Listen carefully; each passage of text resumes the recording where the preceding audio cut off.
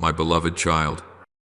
Do you know that the most fearful thing in the journey of faith is not that I am silent, nor that I have forgotten you, but that you yourself, the one who once wept, knelt, and cried out to me in the night, let go, allowing your heart to grow cold just as the spiritual clock is about to strike.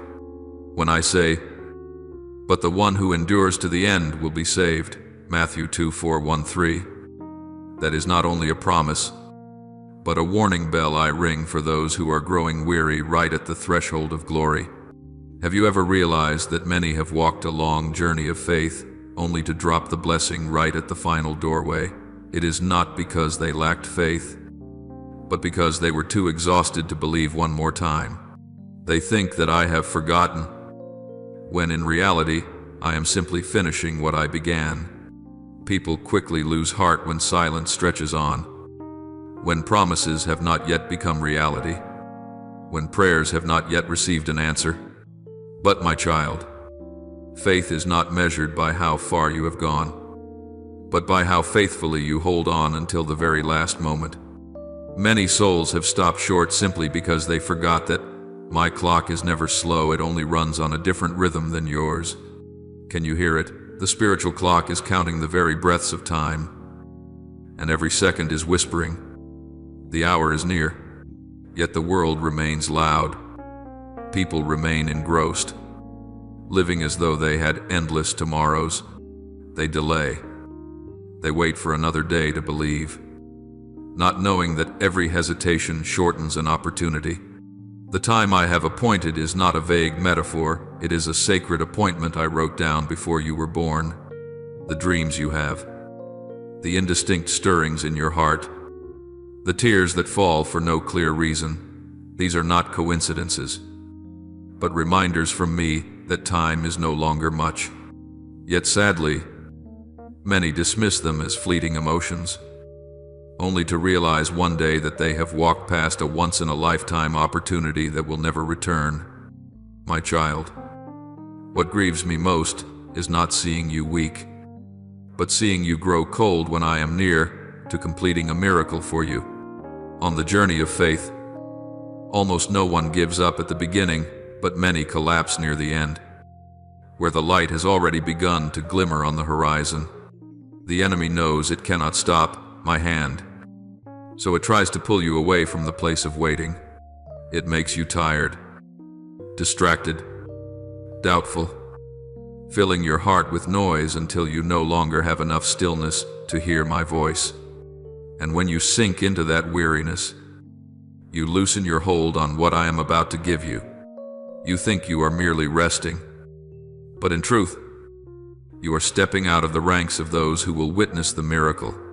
Many are living as though tomorrow will always be there, while in heaven, the hands of my clock have already begun to move, and they still imagine they have countless chances.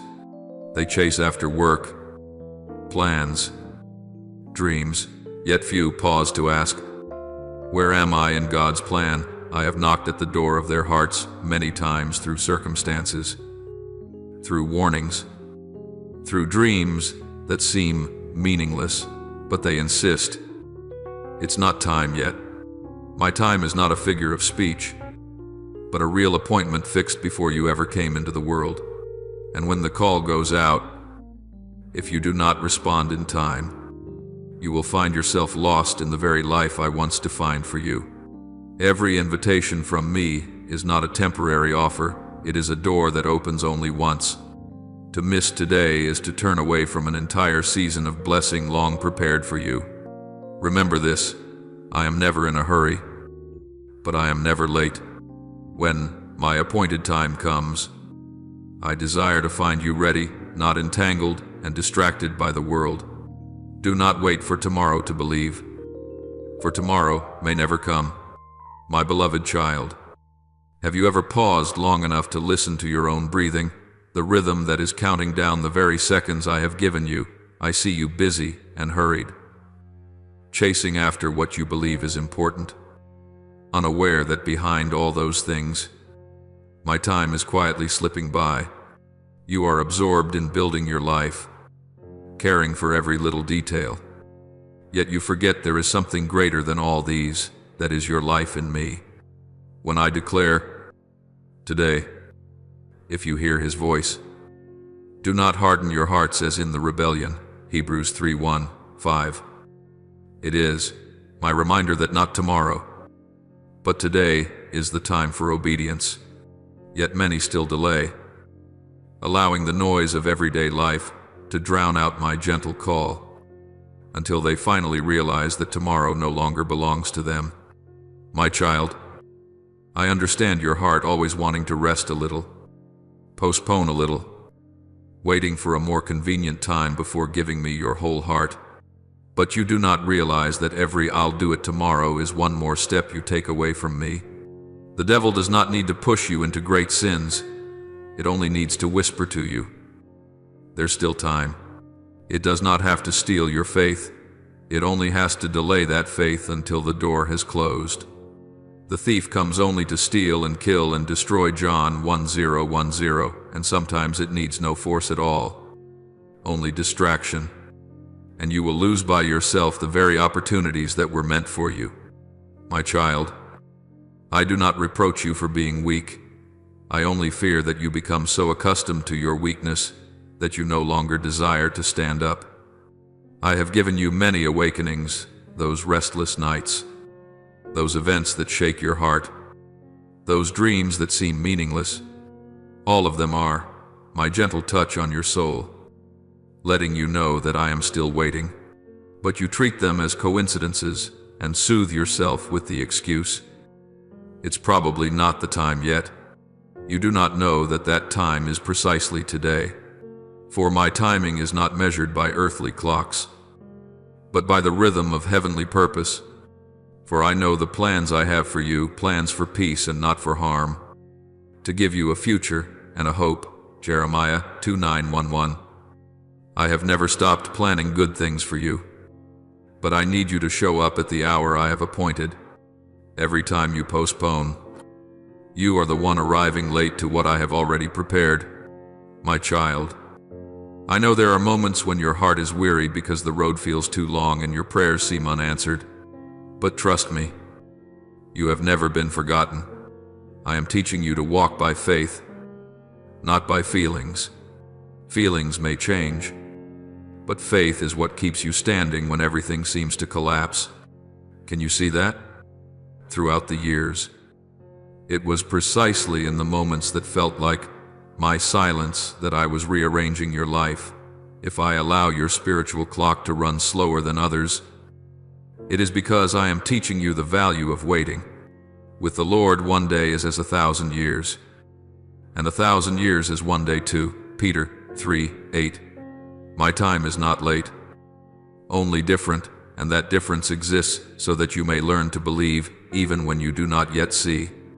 My beloved, the world always makes you think you have endless chances that this failure can be fixed, that mistake can be undone.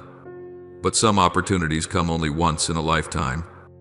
And when I knock, I long for you to open at once, not say, let me prepare a little more. Behold, I stand at the door and knock. If anyone hears my voice and opens the door, I will come into him. Revelation 3:20. I do not knock forever, because I honor your will, and if you keep staring at what you are losing, you will miss what is coming. My child, I do not need you to be perfect, I only need you to be willing. When you are willing, I will take care of the rest.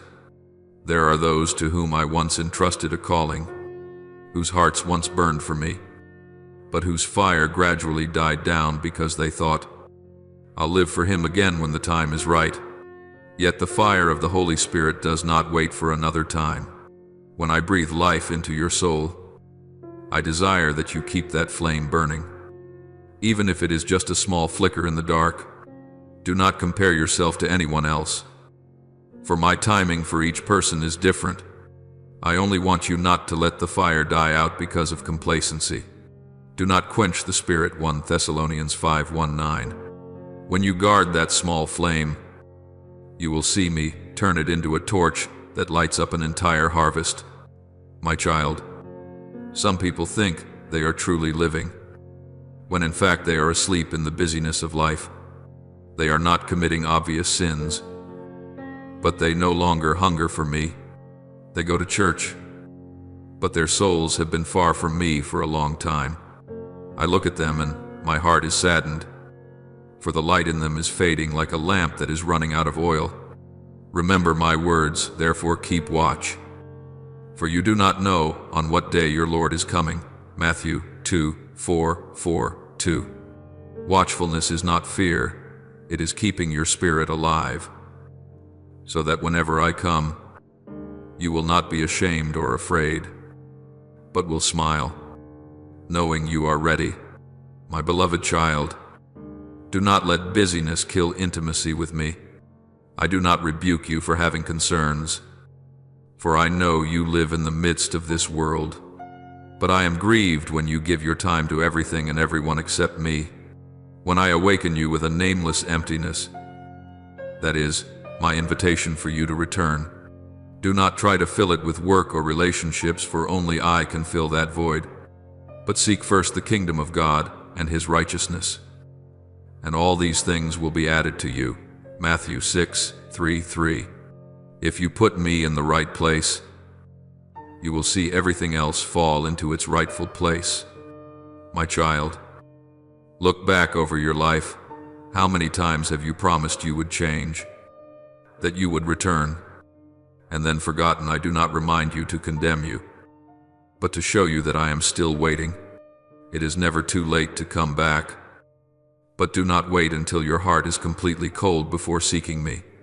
I do not need grand promises. I only desire that first step you dare to take toward me, like the father waiting for his prodigal son. I am also standing at the road's beginning, my arms still open wide. You only need to turn around, the rest I will do. And when you do return, you will realize that all the clocks I placed in your life, the crises, the delays, the wounds have all been my ways of teaching you to value the time of life. Every second I give is an opportunity to love, to forgive, and to live fully in my will. Do not waste it in procrastination or indifference, for one day that clock will stop, and what will remain is only the love you have given me. Therefore, my child, wake up. Do not wait for a clearer sign, for every sign you need has already been given in your heart, in your circumstances, in my word. Take a step, even a small one, for every step you take toward me is a step you leave the darkness behind, like the sower who knows the harvest is near. Stand up, for your season is also approaching, and as you begin to walk, you will see that the spiritual journey is not just about going far, but about keeping your heart awake in the storm of distraction. For sometimes, the real danger does not lie in the fact that you have not yet started, but in that you are walking in the right direction while letting your heart fall out of rhythm. My child, there is something I want you to engrave in your heart. The most dangerous part of the spiritual journey is not when you are weak, but when you think you are almost there, when you stand in the final stretch where just a little more perseverance would bring you into the promise. That is, when the enemy launches its fiercest attack. It does not strike you with obvious sin, but with weariness, discouragement, comparison, and the noise of the world.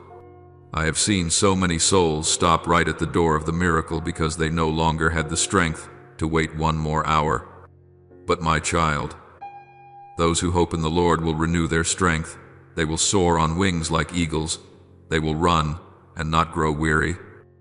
They will walk and not faint. Isaiah 40:3-1. I do not want you merely to begin in fire, but to finish in light. I understand you have endured many trials, and at times you feel that I take too long to answer. You pray, you believe, then you wait, and the longer the wait, the colder your heart seems to grow. That is when you begin to look at others and ask, why does God answer them quickly but not me? In that moment, the seed of comparison is sown, and slowly sprouts into bitterness. My child, faith is not a race to see who receives first, but a personal journey of each soul.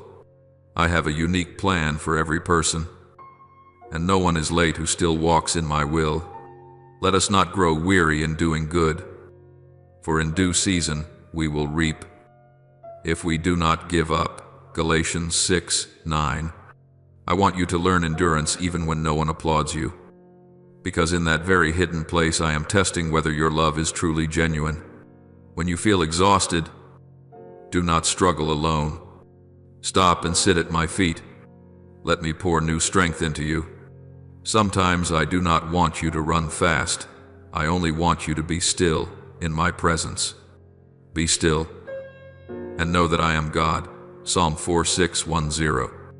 The world teaches you to be strong and persistent, but I teach you that true strength comes from knowing how to be weak in me. You do not need to pretend to be fine or hold back your tears, for I know everything. Every sigh you release, I hear every trembling in you. I see. I am not far from you in your weariness.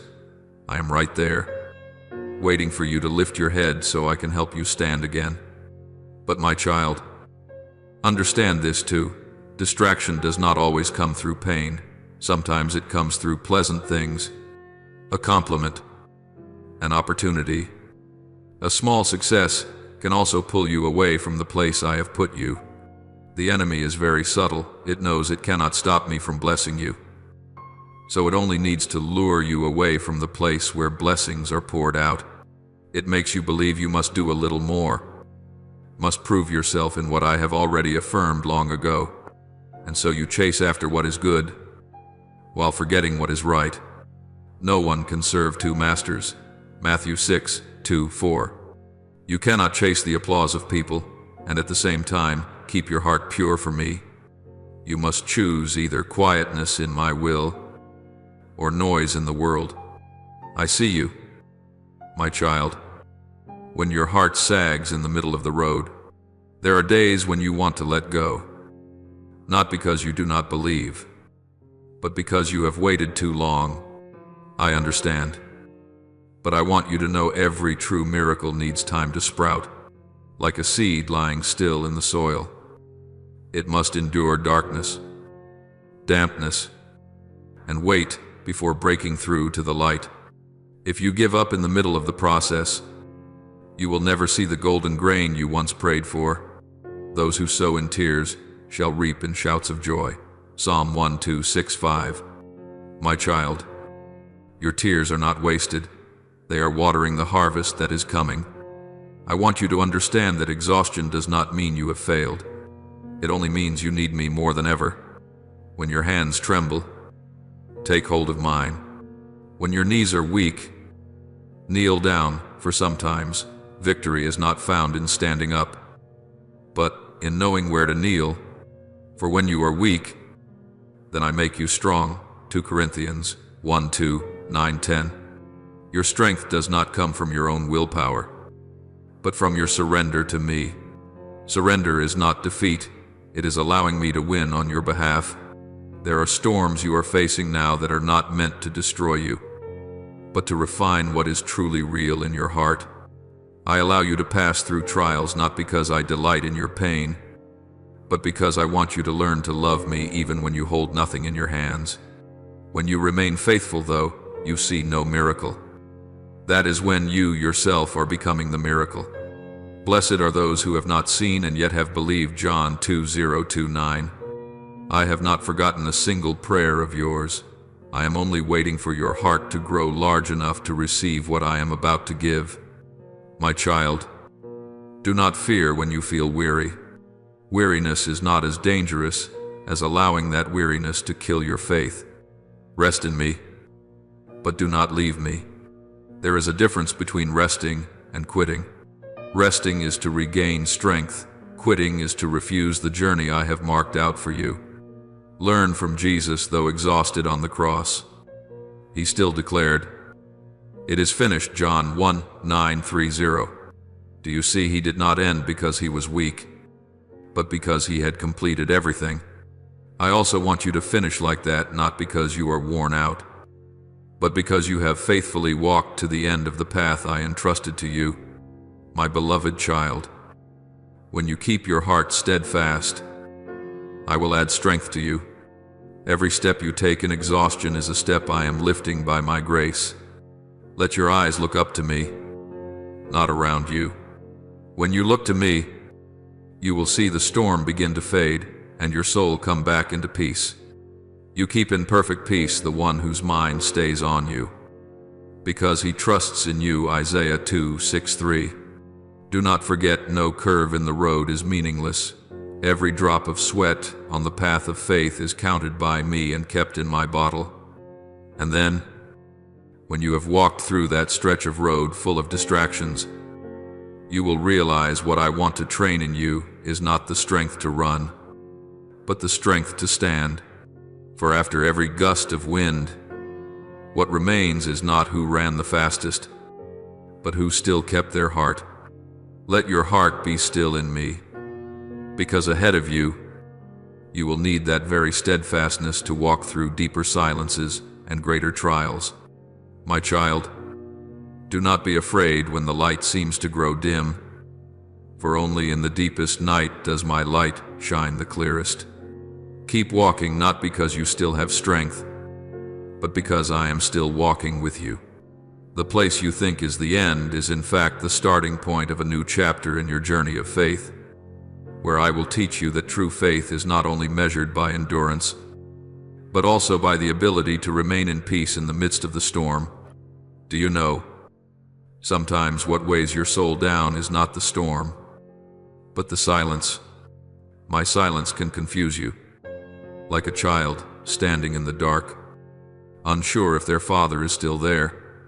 You have prayed, cried out, waited, yet the answer has not come, and you assume I have turned my face away.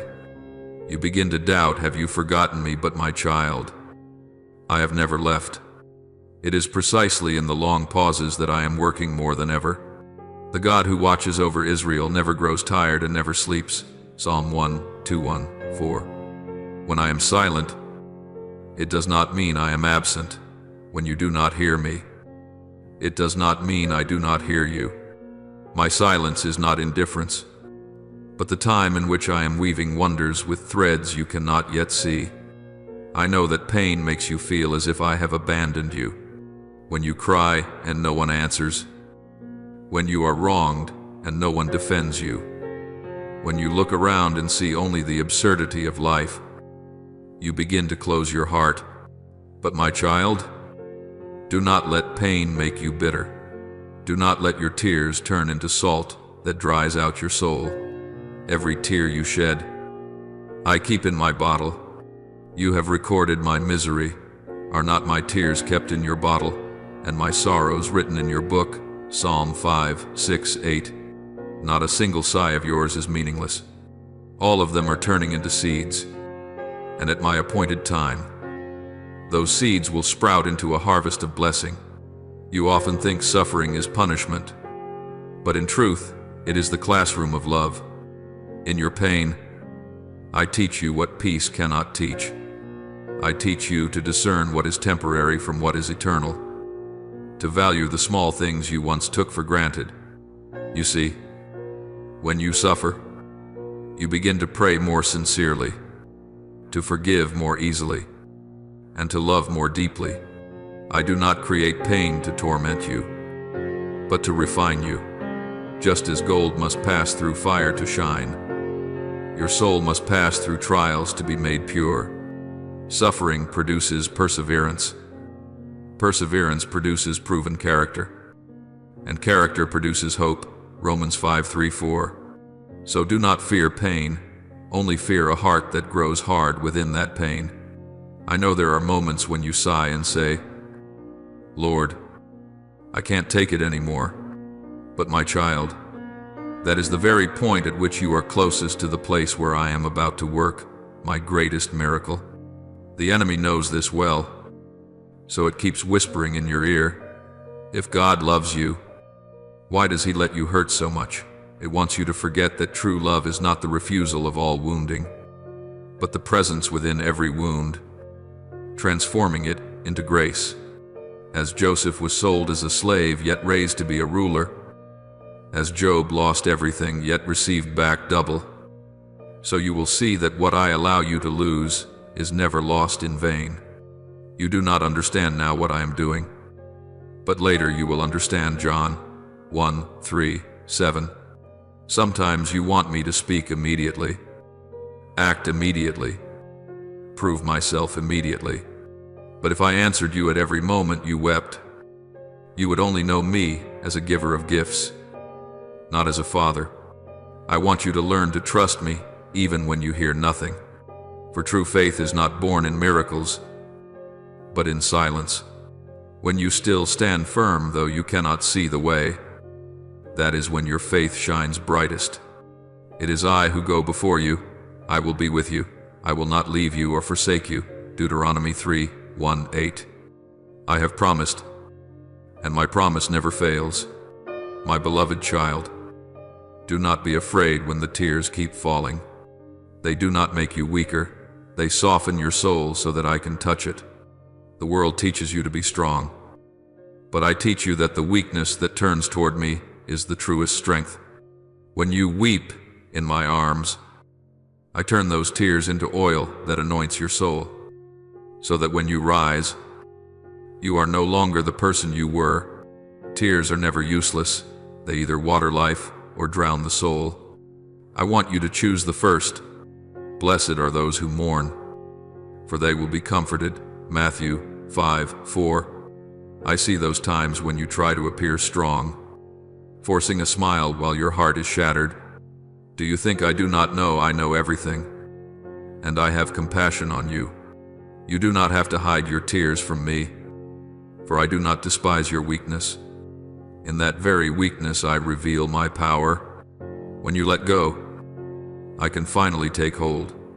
When you stop straining, I can lift you up. I do not demand that you wear a forced smile in the midst of pain. I only desire that you keep holding my hand, even if your hand is trembling. My child, stop seeing pain as a full stop and begin to see it as a comma in the story I am writing. When you believe that everything is over, I am opening a new chapter. Every season of pain carries a hidden seed, the seed of restoration, of blessing, of faith renewed. One day, when you look back, you will smile and say, so it was then that God was not silent at all. He was writing the deepest part of my story. And when you understand the true meaning of silence, you will no longer be afraid of it. You will begin to see pain as a companion and tears as seeds. For you know that each time you lose something, I am preparing a new fullness for you. The sufferings of this present time are not worth comparing with the glory that will be revealed in us. Romans 8:1-8. When you keep your heart tender, even while you weep, you are sowing for yourself a coming season of joy. Then you will understand silence is not me withdrawing, but me stepping back so that you may grow. Pain is not a sign of distance, but a torch lighting the way for your soul to know what is real and what is false. When you learn to see this way, you will pass through days of testing more lightly, because you know that every time I am silent is precisely when I am drawing nearest. For, my beloved child, the journey of faith does not end at mere endurance.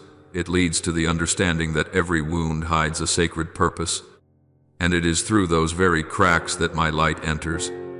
Guard your heart in peace, for beyond pain lies glory. And after silence will come my gentle voice, the sound that only souls who have once wept in my hands can truly hear.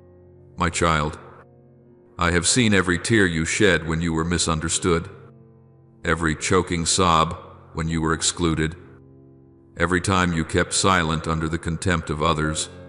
I know that this pain runs deeper than words, for it touches the very value you believed was yours.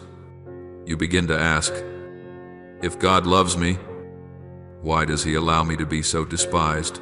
But, my dear one, It is in the very place where you are rejected that I am laying the foundation for your vindication.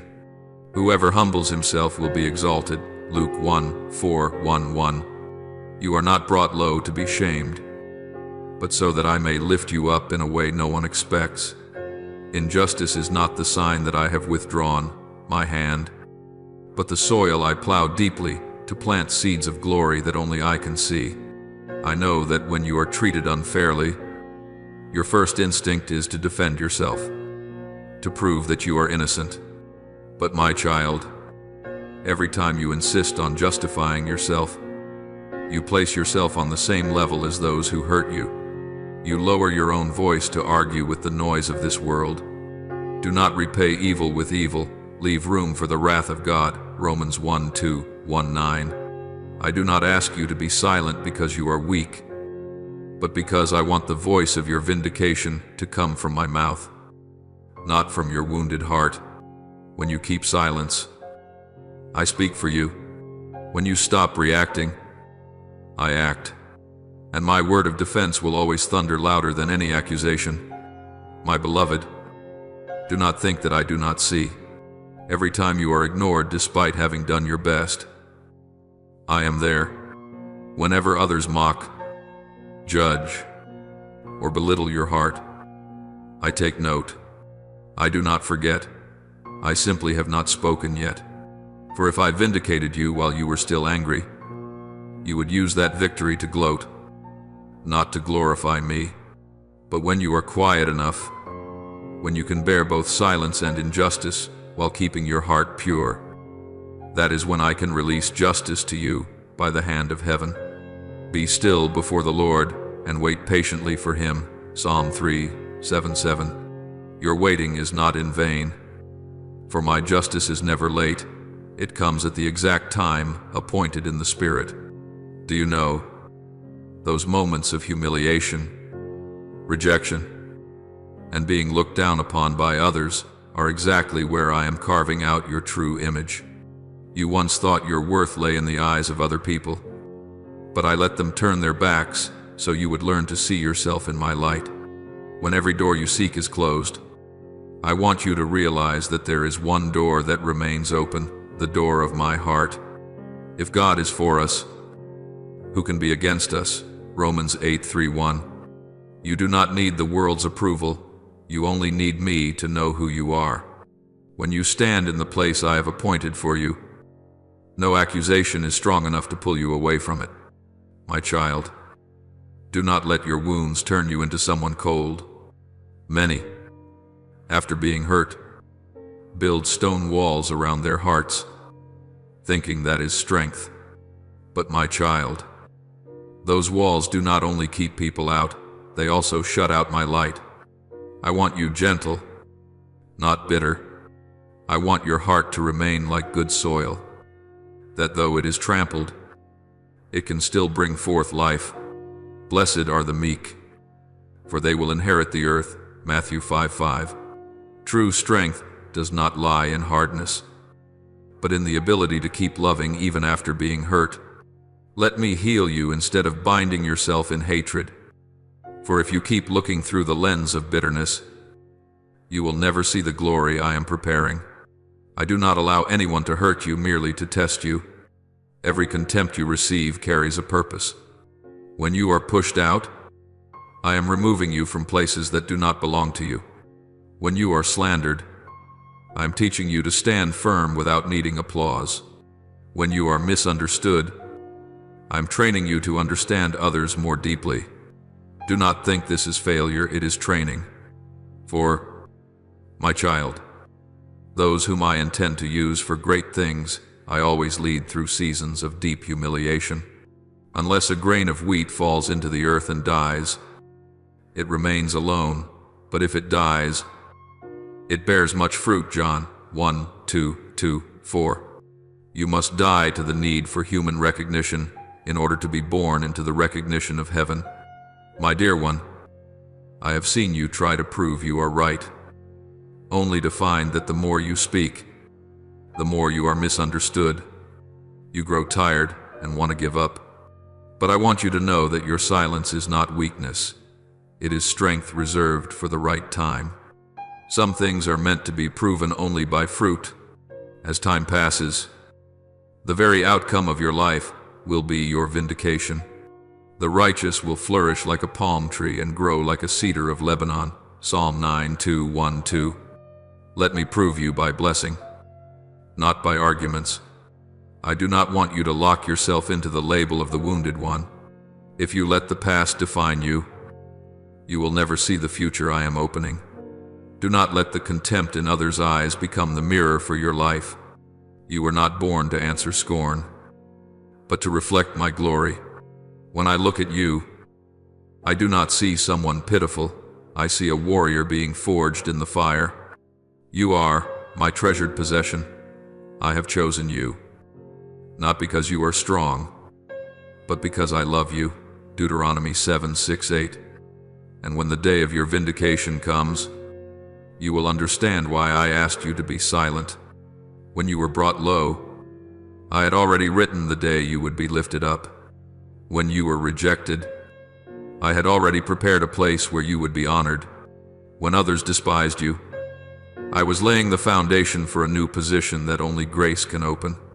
And in that moment, you will no longer crave revenge or the need to prove yourself, because my peace in you will be so deep that you will need no other word. One day you will realize that the very wounds that once made you ashamed are the places where my light shines through most powerfully. It is in humiliation that I teach you what true honor is. It is in rejection that you learn the meaning of being chosen. What I am doing now you do not understand, but afterward you will understand. John 1:3-7. And then you will no longer wish to hide your past, for you will see clearly that I have used each wound to sculpt a new person in you. My child, do not shut your heart. Do not let pain define you. Let me use that very pain as the launching pad that leads you into a season of vindication. For what you call humiliation today is the red carpet I spread out for the day I will honor you. Just as Joseph was once thrown into a pit, yet that very pit led him to the palace. When you understand this, you will no longer fear contempt, for you will know that every scornful word only thickens the foundation for the throne of honor I am preparing for you. And when you have risen from every injustice, you will walk more lightly, with a wider heart and clearer eyes, for you will know that true vindication does not come from others changing their minds, but from your own heart being changed. When you see everything through my eyes, nothing will wound you as it once did. In that moment, you will have entered another season, a place where pain is no longer a burden, but a mark of grace, where you understand that to be despised for my name is not a loss, but a profound honor. And then, out of that deep gratitude, you will find yourself moving forward gently, because you know that the journey does not end with vindication, but goes further still to the place where you learn the most important lesson: not to fear people's contempt, but to fear missing the moment when I open the door to defend you and lead you into the glory I prepared for you long ago.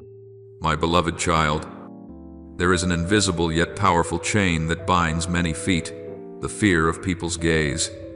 You do not fear grieving my heart as much as you fear what others may say or think about you. There are moments when I urge you to step forward, to speak a word, to stand on the side of truth. Yet inside you a voice rises. What if they laugh at me? What if someone doesn't like me? My child, when you allow the voice of people to sound louder than my word, you are handing over the steering wheel of your life to those who are just as frail as you are. For they loved human praise more than the praise that comes from God. John 1:2-4-3. I do not want you to walk that path. What is truly frightening is not that people dislike you, but that you let that fear pull you away from the very place where I long to defend you and lift you up. I know there are scratches on your heart the times you were mocked, looked down on, called names you can never forget. Those memories have made you shrink back. Live just enough so no one notices you, as long as you feel safe. But my child, you were not created to live under the shadow of people's judgments. When you let one comment, one cold attitude, one criticism decide who you are, you have forgotten my voice calling you, beloved. Yes, I am the one who comforts you. Why then are you afraid of mere mortals who must die, and you forget the Lord who made you? Isaiah 5:1-13. Your fear of people grows only because the image of me in your heart has grown small. I do not condemn you for that, but I long to heal it. Look back for a moment. How many times have you clearly known what was right, yet did not dare to do it simply because you were afraid of how others would look at you? I stirred you to forgive, but you were afraid people would say you were weak. I called you to step out and serve, but you were afraid they would say you were showing off. I put a testimony in your heart, but you were afraid to share it in case they laughed at you. My child, if I were still trying to please people, I would not be a servant of Christ. Galatians 1:10. I do not want you to be a slave to public opinion when you have been called to be a child of the King. Small acts, such as daring to confess my name in a crowd, daring to share what I have spoken, daring to stand on the side of truth, these are the spiritual signatures that show you have chosen me over your own sense of safety. My child, I am wanting to lift you up, to bring you out of the dark corners of shame and into the place of honor I have prepared. I want to defend you, to open doors for you that no one can close, to show both you and others that I am with you. See, I have set before you an open door that no one can shut. Revelation 3:8. But if, when I open the door, you still stand outside because you fear people's comments, you will watch blessings pass right in front of your eyes. I will not force you to step through. I invite you. And the deepest regret will not be I never had a chance. But God opened the door, yet I did not dare to walk through. My child, the fear of people's opinions will shrink as your holy fear of me grows. When you realize that my eyes rest on you more gently than any other gaze, you will be less shaken by frowns and whispers. I am not asking you to despise others, but I do want you to put every gaze in its proper place. My gaze is the one that ultimately matters. I am the one who judges, not people. I remind you of this so that you know your final worth is not defined by the crowd. When you dare to live according to what I say, even when others do not yet understand, you step into a new realm of freedom, a place where your heart is no longer controlled by the smile or the scowl of anyone. And then, if you dare to choose me over human opinion, you will see something strange happen. The very people who once despised you will have to look again. The very places that closed to you will be forced to open. And the very stories that once made you bow your head will become testimonies of my grace. I will use your life as an answer to many questions, to prove that whoever fears me and obeys my voice will never ultimately lose out. In that day, what makes you tremble will no longer be people's words, but a holy reverence, afraid of missing what I want to do, afraid of dragging your feet when I have already spoken. And from there, you will walk into new stages, not with feet tied up by public opinion, but with the light heart of a child who knows they are walking in the Father's will. In the very hour of my vindication and through doors I myself have opened. My beloved child, now I want you to tuck my words deep inside your heart. Hold them the way someone cradles a small lamp on a stormy night, and keep walking. Because what is coming will not only change your outward circumstances, but will also change the way you see yourself, the way you see me, and the way you see the journey you are on. This is not just a beautiful sentence meant to comfort you. It is a real signal in the spiritual realm. You are much closer than you think. There are things I have not shown you clearly yet, because if you saw everything, you would no longer need faith. But today, I lift the curtain just a little. You are not standing at the beginning. You are standing near the end of a stage, at a point where each small decision, each choice that seems ordinary, can determine whether you step into or step away from what I have planned. That is why you must not despise this moment, must not take lightly what I am whispering in your heart right now. I have seen so many generations pass before my eyes, so many faces, so many stories, so many hearts that once burned bright and then slowly faded. I have seen those who were just a short distance away from breakthrough, yet, out of weariness, turned their backs on the path I had marked out. I have seen those who gave their youth to obey me, who endured shame, wounds, and loneliness. Yet when they were close to being restored, they gave up. They stood before a field golden and ready for harvest, but turned away, thinking that this harvest was not for them.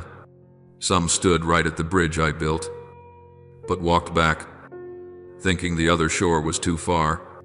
My child, the greatest pain is not never tasting blessing, but coming very close and never touching it, stretching out your hand and then pulling it back. I do not want your life to become an almost story like that. I do not want heaven to mention your name with the sentence, "That one came very close," but their heart would not take the last few steps. My child, you must know that the last stretch of the road is always where the wind is strongest. Like a long-distance runner, the section near the finish line is where lungs burn, legs tremble, the heartbeat races, and everything in you just wants to stop. It is the same in the spiritual realm when my promise is about to be revealed. The pressure around you often increases, not decreases. The opposing voices grow louder. Unexpected troubles come in waves. Nameless anxieties flood your mind. This is not a sign that I am withdrawing, but a sign that the enemy knows it is about to lose. So it thrashes harder one last time. It cannot close the door I open, but it can drag you away from the threshold through distraction, doubt, irritation, comparison, and self-pity. It will use everything that has ever wounded you to drag old memories back up, to make you forget what I have spoken and remember only what the world has done to hurt you. I do not say this to frighten you, but to awaken you, if these days your mind is noisier, your heart more unsettled. It is not because you are on the wrong path, but because you are coming very near to a spiritual tipping point. I have watched many people who, after years of trusting, suddenly let doubt take the central place in their hearts. At first they only allowed a few passing thoughts. Maybe God never intended this for me. Maybe I misheard God. Maybe I've been waiting in the wrong place. Little by little, those questions stopped being fleeting thoughts and became the foundation for every decision. They began to act based on fear rather than on my word. They chose quick fixes, short paths, doors that looked obviously open in front of them, but were not doors I had opened. They accepted less because they no longer believed I still had more for them. My child, my heart aches when I see them walk onto these shortcuts, because shortcuts always lead to dead ends, whereas the path I choose can seem winding and slow, but it certainly reaches the destination. I have also seen hearts so exhausted from waiting that they give themselves permission to turn aside. They say, "I will take care of myself," because it seems God is not taking care of me. They step into relationships that do not come from me, accept jobs I did not lead them to, sign small compromises which their conscience knows are wrong, but they soothe themselves.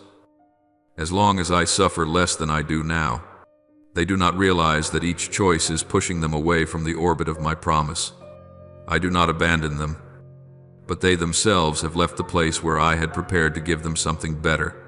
I look at them and wish they had waited just a little longer, wished they had dared to believe that I truly love them, as I said, wished they had let me hold their hand a little longer before letting go and running after what their eyes could see. My dear child, I tell you this, not so you can feel superior, but so you understand that no one is immune to the temptation to quit near the end. Not even you. Yet, unlike them, you are being warned by me ahead of time. I am drawing you back with my word at the very moment when many others can no longer hear it. What does that mean? It means I have not abandoned you. It means I still value your journey. It means I am looking at you with hope, not with disappointment. If I were indifferent, I would simply let you drift with your own weary thoughts. But today, I have chosen to call you by name, to remind you that you are not an outsider to my plan. You belong in my story, and that story is not over. Even if you feel too tired to keep reading, when I say, do not lose heart, for your reward will be very great. I am not speaking empty words. I truly see a reward waiting for you, even if your eyes do not see it yet, my child. Therefore receive this word, not just with your ears, but with your heart. Do not merely nod and then forget. Let it take root. Remind yourself every day, I am closer to the promise than I think. I will not walk away from the place God has put me. Let your mouth speak differently than your feelings. When your heart wants to give up, all the more you must say, Lord, I am weak, but you are strong. I am tired, but I choose not to quit. When your thoughts want to slip off my path, bring those very thoughts before me and say plainly, I am doubting. Please heal me of this doubt. I do not despise hearts that dare to bring even their weakness to me. The only time you shut me out is when you pretend to be strong while quietly drifting far from me. Remember all the stages of the road you have already walked with me, the times I rescued you from situations that seemed hopeless. The times you thought you would collapse for good, yet somehow were still standing. The moments you realized an unseen hand pulled you out of the worst. These are not just sweet memories to tell as nice stories. They are markers I have set in your life so that today, when you are weary, you can look back and see that I have never failed to keep my word. If I did not abandon you in your darkest days, why would I abandon you now when the path ahead is about to shine? If I stayed at your side when you had nothing to offer, nothing to boast about, why would I step away when you are about to enter a harvest season? Use memories of earlier grace to answer today's fears. Use what I have already done to remind your own heart that I will act again, in my way and in my time. Look at your fear and distraction with different eyes. They are not signs that you have failed, but mirrors showing how much you need me right now. When you feel like running away and withdrawing, that is exactly when you need to run closer, to sit longer at my feet. Do not think you must feel strong before you come to me. Come to me exactly as you are now, trembling as you are. I can embrace shaking hearts. I can gather up hopes that are fraying. I can lift again those who almost no longer want to stand. I am not asking you for perfect faith.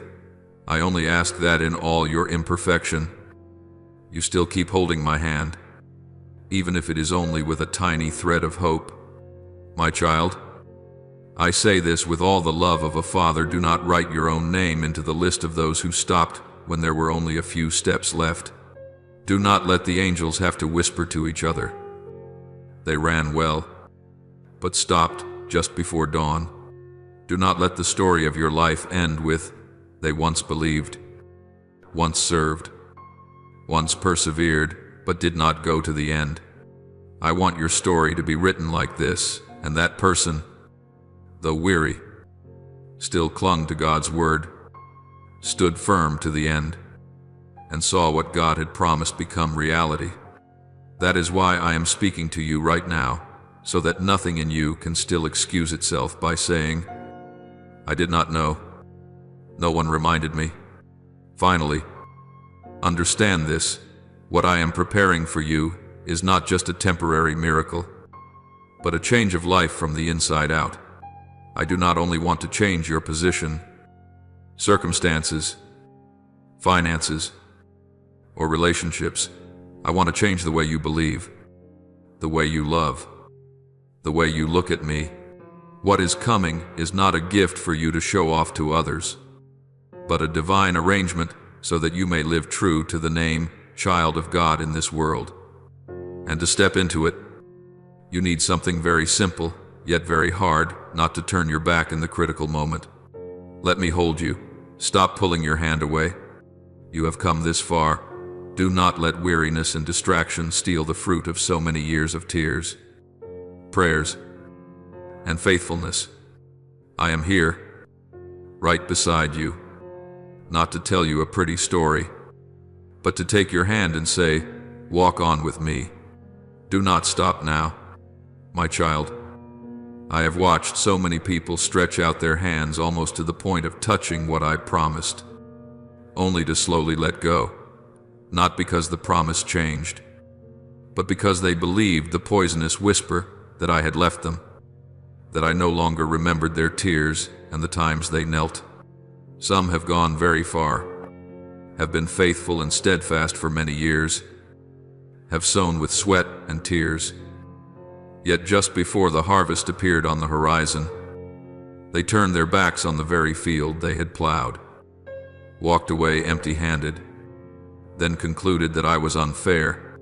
I look at them with deep sorrow, because with just a little more endurance, just one more time standing firm, they could have held in their hands the sheaves they themselves had watered with sleepless nights.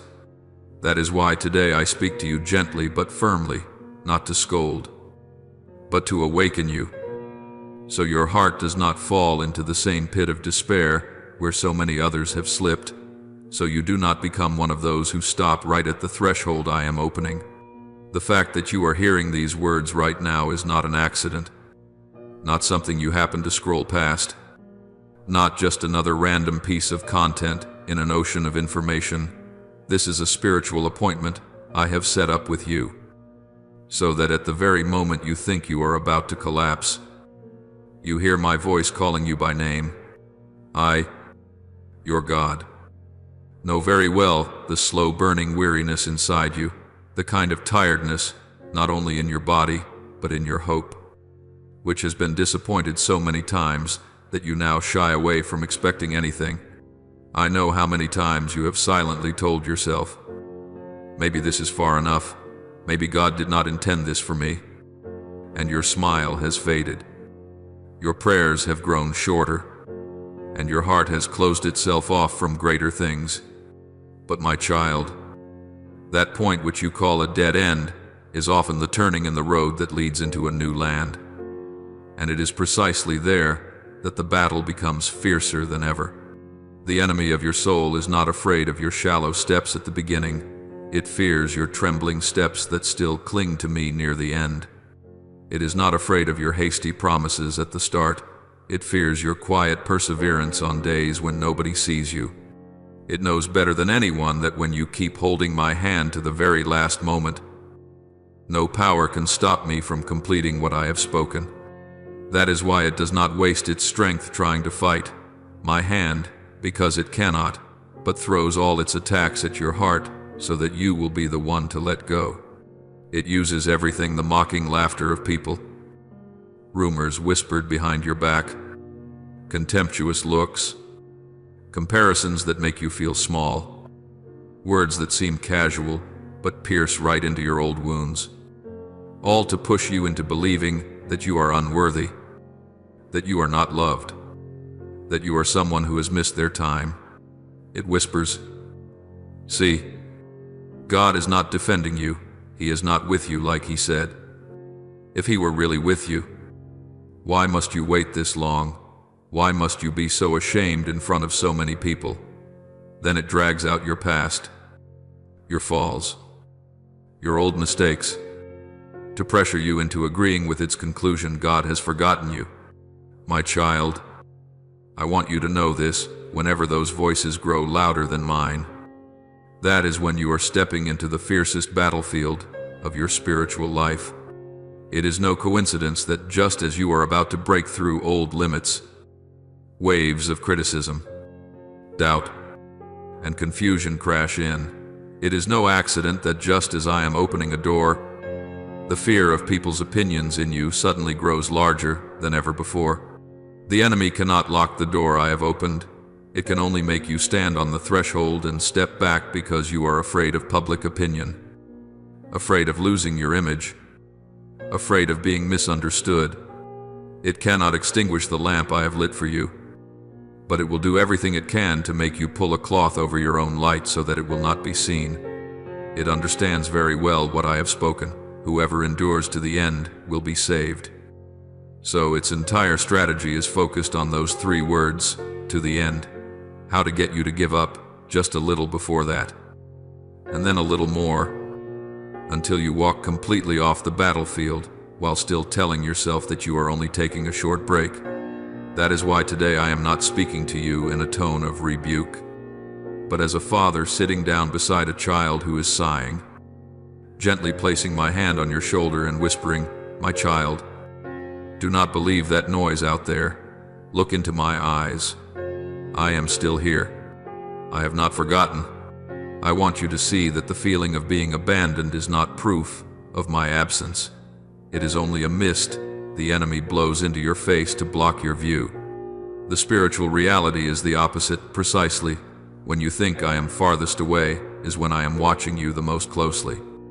Like a farmer standing silently at the edge of his field, following every tiny movement of the seed he has sown, waiting for it to split open. You do not see me rushing in, because there are battles I want you to experience with me. Not just stand outside and wait for the result.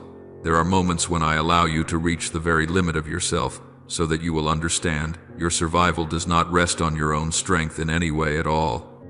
Do you remember when Peter walked on the water? He took several steps in the miracle. But when the wind rose, he began to look at the waves, at the force of the wind, at his own weakness, and he started to sink. I was there from the very moment he lifted his foot out of the boat until the instant he was about to go under. I was only waiting for him to cry out, "Lord, save me." And at once I stretched out my hand and took hold of him.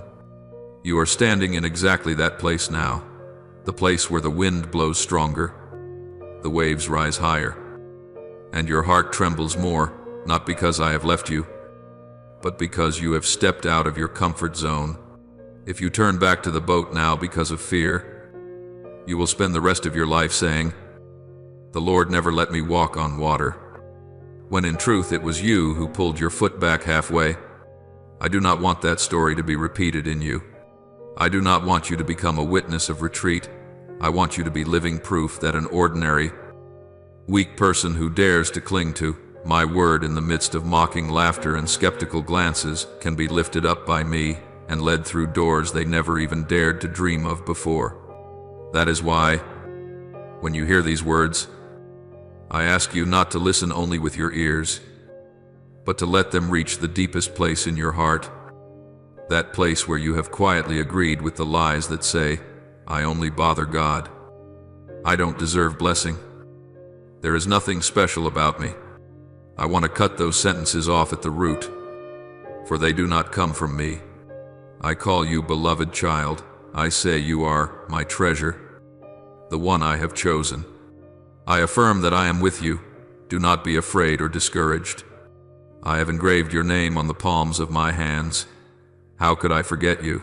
Look back over the journey you have just walked if I have upheld you through so many previous waves. Could it be that now, when the shore is near, I would leave you to drift away?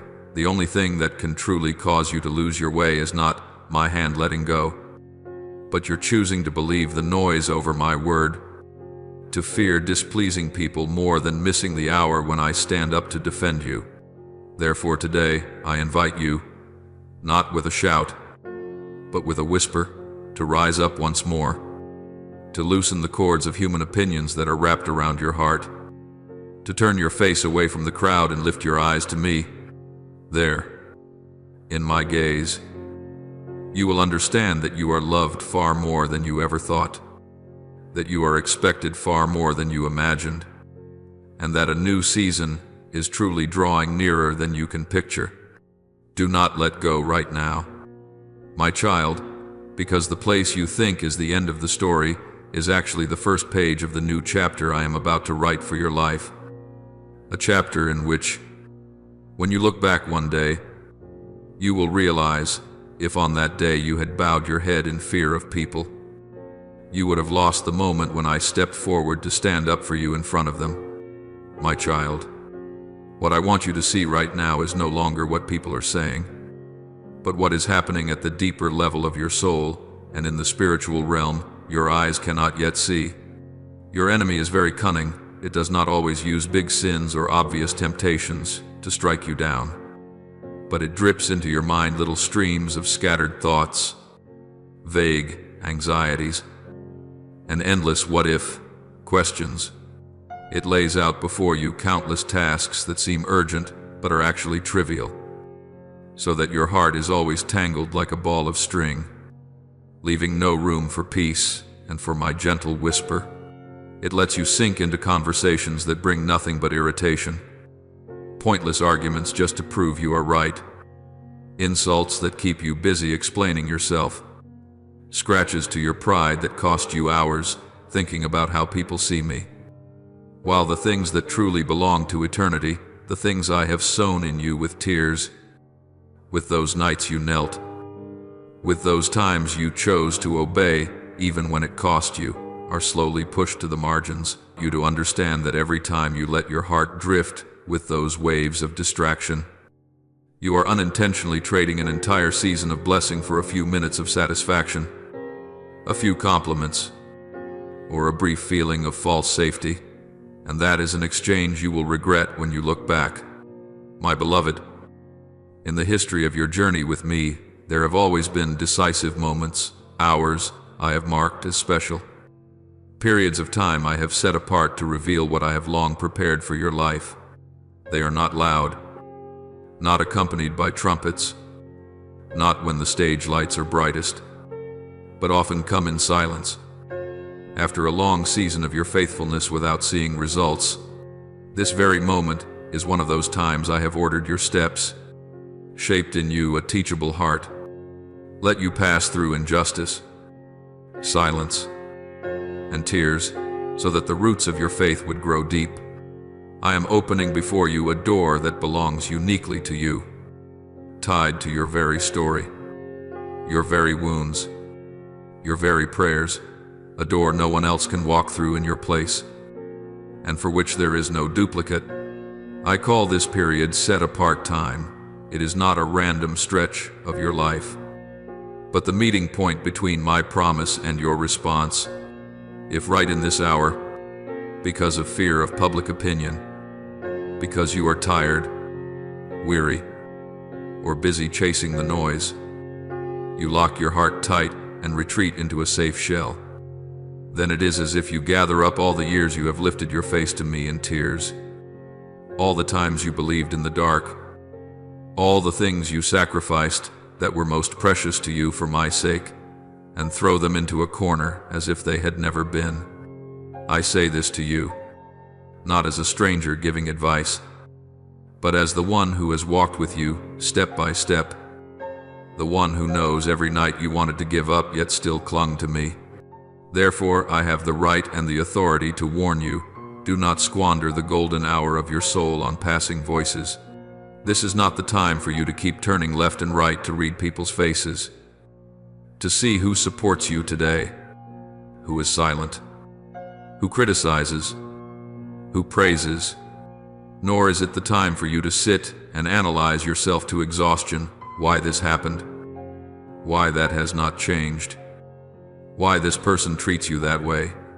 The more you try to track down every reason, the more you will be pulled into a circle of speculation and sorrow with no way out. What you need most now is to reset the center of your soul, to keep the inner eyes of your heart fixed on what I have laid bare in front of you, on the words I have spoken in Scripture, on the confirmations I have repeated through circumstances, through dreams, through different people I have used to encourage you.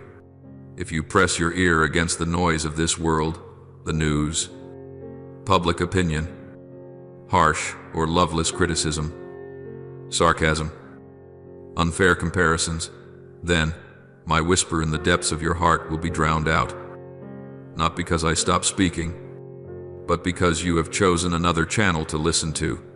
If you allow discouragement, pessimism, and self-pity to cover you like a heavy garment, you will very easily arrive at a dangerous decision to let go of the promise right when it is about to take form, like a farmer who has sown all season, watered with sweat and tears, but because he is tired and assumes nothing more will happen, he abandons his field right before the harvest and lets someone else walk in and reap for free. On the contrary, if you patiently remain with me, not in a tense, strained posture, but in a deep inner rest, where you choose to believe that I am still at work even when your emotions rise and fall unpredictably, then you will see that every day of waiting, every time you hold your tongue instead of speaking bitter words, every time you choose obedience over following your feelings, all of it is weaving together the very answer you long for. When your eyes finally see what I have done, you will exclaim, "So not a single hour was wasted." My child, the harvest season in your spiritual life is no longer far away. What I have sown in you through years of fire testing has ripened. The fragrance of a season of answered prayers is already in the air. That is precisely why the enemy is more frantic than ever. It intensifies its attack on your thoughts, pumps in confusion, magnifies criticism, and makes small matters seem huge.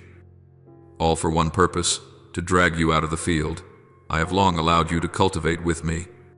It whispers that all the impressions you have had that I am about to move are nothing but emotions, your own imagination, comforting yourself that nothing is really changing, and that it is better not to hope than to risk disappointment.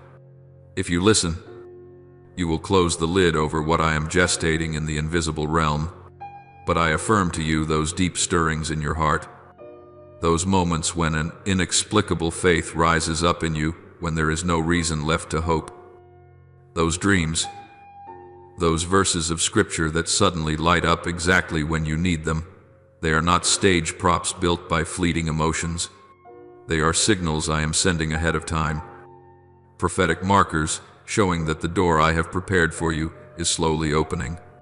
This is not just a pleasant feeling after an inspiring sermon, but the spiritual reality actually shifting, my plan reaching a turning point, my arrangements behind the scenes coming close to the part you can see with your eyes. The clock of my appointed time does not stand still, whether you notice it or not. The flow of my time keeps moving forward. Every moment, whether you are believing or doubting, is carrying you closer to the point where I will act on your behalf, not because you are worthy, but because I am faithful to my own word.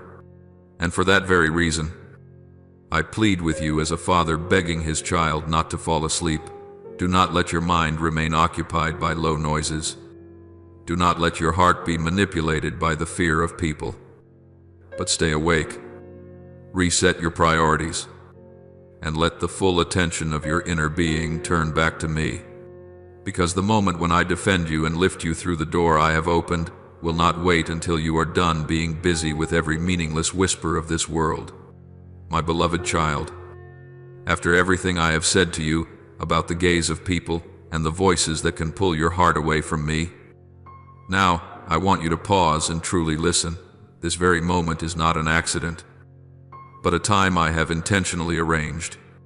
This is not just a small piece of the story, it is a spiritual crossroads where you must choose, either to go on living as before, half believing and half afraid, half listening to me and half fearing people, or to decide to lean wholly toward me despite what your eyes see.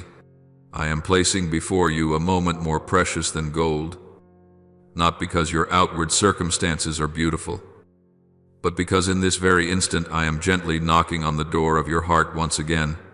Do not assume you will have countless such knocks in your life. There are hours I set apart for a true turning point, and if you are earnest, you will recognize that this is one of those hours. Do not let your thoughts drift away in the idea of, "I'll deal with it later," for that is one of the enemy's most dangerous whispers. It does not urge you to reject me. It simply pours into your heart the suggestion that there's no rush. Tomorrow is fine. When things are more stable, then I will get serious with God. It is precisely such harmless-sounding ideas that have led many souls away from the good plans I drew for them. Think about it. How many times have you intended to change, to live wholeheartedly, to return to me with all your heart? And yet, just because you postponed a little, everything gradually cooled, until you even forgot there had once been a promise between you and me. I do not say this to condemn you, but so that you might see clearly the subtle scheme that is trying to lull you to sleep. Tomorrow does not always arrive the way you imagine. There are people who also once said in their hearts that they would believe, obey, and come back on some beautiful day, but they never knew that day would never appear in their spiritual life. Today I speak to you, not so that you will be moved for a moment and then forget, but so that you will realize this is a personal invitation addressed to you, not to the anonymous crowd, not to more spiritual people, but to you yourself, the one who is reading, thinking, and weighing so many things. I want you to understand that this present moment is grace, a gift I am placing in your hand. You can clasp it tightly with a decision, or you can let it slip away amid your distractions. I do not force you, but I tell you plainly, if you keep stepping back, if you keep choosing silence in the face of my call, you will lose a very special season I am beginning in your life. Do not take the winding paths I have not shown you. There was a time when I placed in your heart a promise, a calling, a direction. You know very well which way you are meant to walk, you simply have not dared. If now you choose to avoid it, to keep yourself busy with 1,000 things, so you will not have to face my word, you will end up both weary and without peace. I do not want your life to drift along in half-hearted decisions. I am calling you to stop. Lift your eyes to me, and remember what I said to you in the beginning. My promise is not a bargaining chip for you to trade with. Me, if everything goes smoothly, I will obey. If not, I'll wait for another time. My promise is the foundation on which you dare to step forward, even though there is still much ahead you do not yet understand. When I tell you to cling to my word, it is because I know there will be winds, there will be waves, there will be whispers that shake you. You cannot expect a path that is perfectly smooth, but you can expect a Lord who never changes. If you keep your heart turned toward me, if you keep your spiritual eyes fixed on the one who has promised, then no storm will be strong enough to sweep you away. You will still see the waves, still hear the scorn of others, still endure delays that pierce your heart. But in the midst of all that, you will recognize that my hand has never left yours. I have said that I am faithful, which means I am true to my own word. I do not go back on it. I do not turn my back on what I have begun. What I ask of you is not perfection, but steadfastness, that even when you are tired, you still resolve not to let go of my hand. Do not be overly troubled when others do not believe what I am doing in your life. They may laugh, they may not understand, they may make light of the spiritual turning point you are going through. But my child, they are not the ones who will walk with you to the end of the road. I am the one who will go with you to the deepest place of your soul. When I call you to stand firm and not be shaken, that is not a vague phrase meant only to comfort you. It is a way of life. As you stay in the place I have assigned you, even when the wind changes direction, you will gradually see what I have begun in you take shape, rise up, and bear fruit. There are things that are still hidden now, unseen by anyone. But right in that hidden place, I am building a new future for you.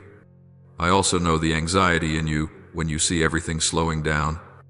You ask yourself, If this is my appointed time, why doesn't everything open up at once? If this really is a door the Lord has opened, why do I still feel so unsure? You forget that in every promise there is always a period of preparation. A seed cannot blossom the moment it is sown. A child cannot run the moment it is born. Everything I build according to my timing needs a silent interval to sink deep roots, so that when it rises, it will not be easily uprooted. What you call delay, from my perspective, is often mercy, because I fear that if I were to lift you up too quickly, you would not be able to bear the weight of the very blessing itself. I want you to grow up through the process, not flare up for a brief moment only to burn out. Therefore, instead of sitting and counting the days until the miracle comes, I invite you to change the question. While I am waiting, who is the Lord wanting me to become? When you ask in this way, you will see that each day suddenly takes on meaning. The small things you do, the hours you remain faithful, the times you choose silence instead of retaliation, the moments you choose to be present with me instead of running away into entertainment, all of these are shaping you into someone who can carry what I am about to entrust to you. That is how you keep your heart from being scattered, from being pulled away from the center, which is me. Now I am not only telling you to listen and keep these things for yourself, I am calling you to become a carrier of the message. When I touch you through these words, it is not only so that you may be comforted, but also so that you may become a channel for others. When you bravely share what I am speaking, even if it is only a sentence, a paragraph, a single thought, you are signing a spiritual covenant through your actions. You are saying to me, I do not only believe in secret, I dare to stand on what you have said. That is faith made visible, belief embodied in real life. It is no longer a passing feeling, but a decision that can be measured by your steps, your words, and your willingness to openly declare to whom you belong. You may think that sharing a message, a word of encouragement, a video, a few lines of text is nothing important, but in the spiritual realm, those little acts are like planting a flag on your own territory and declaring, "This ground of my life belongs to the Lord." You are not only bearing witness to others, you are bearing witness to your own heart. Every time you dare to express your faith, the fear of people's opinions loses a little of its grip, and every time you stay silent merely because you are afraid of what they might think, that invisible cord tightens one more loop around your heart. I invite you into freedom through small actions that carry great meaning. When you share what comes from me with reverence, not to show off or to argue, you are showing heaven that you value my voice above every like, every comment, every approval from the crowd. Instead of letting your mouth simply echo the noise of the world, you turn it into a conduit for the living word from me. That is a form of worship.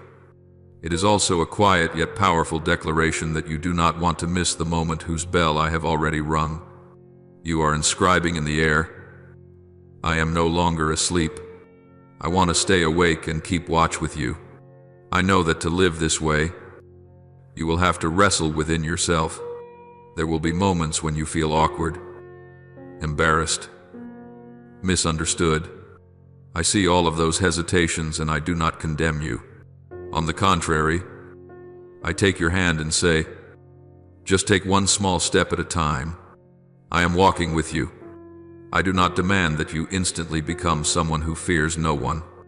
I only want you today to be a little less afraid than yesterday, a little less dependent on the gaze of others, and to cling to me more tightly. Every small step is precious to me, because I know what you have to overcome inside in order to dare to step forward like that.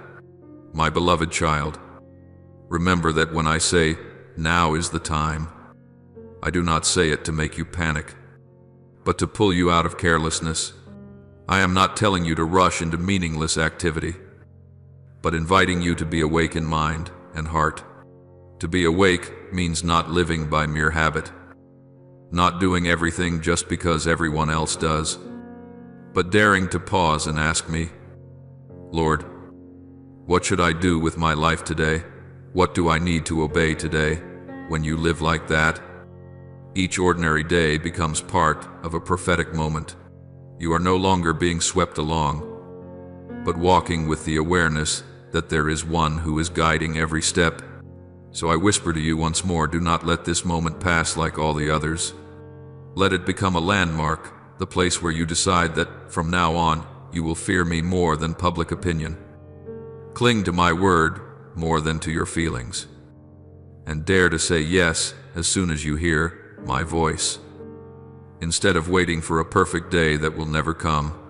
From that decision, I will lead you into doors that you cannot yet imagine, and when you look back, you will know that it was today, in this seemingly ordinary hour, that you responded to my gentle yet majestic call, the call that drew you out of distraction and into a season of awakening, of keeping watch with the Father of your soul.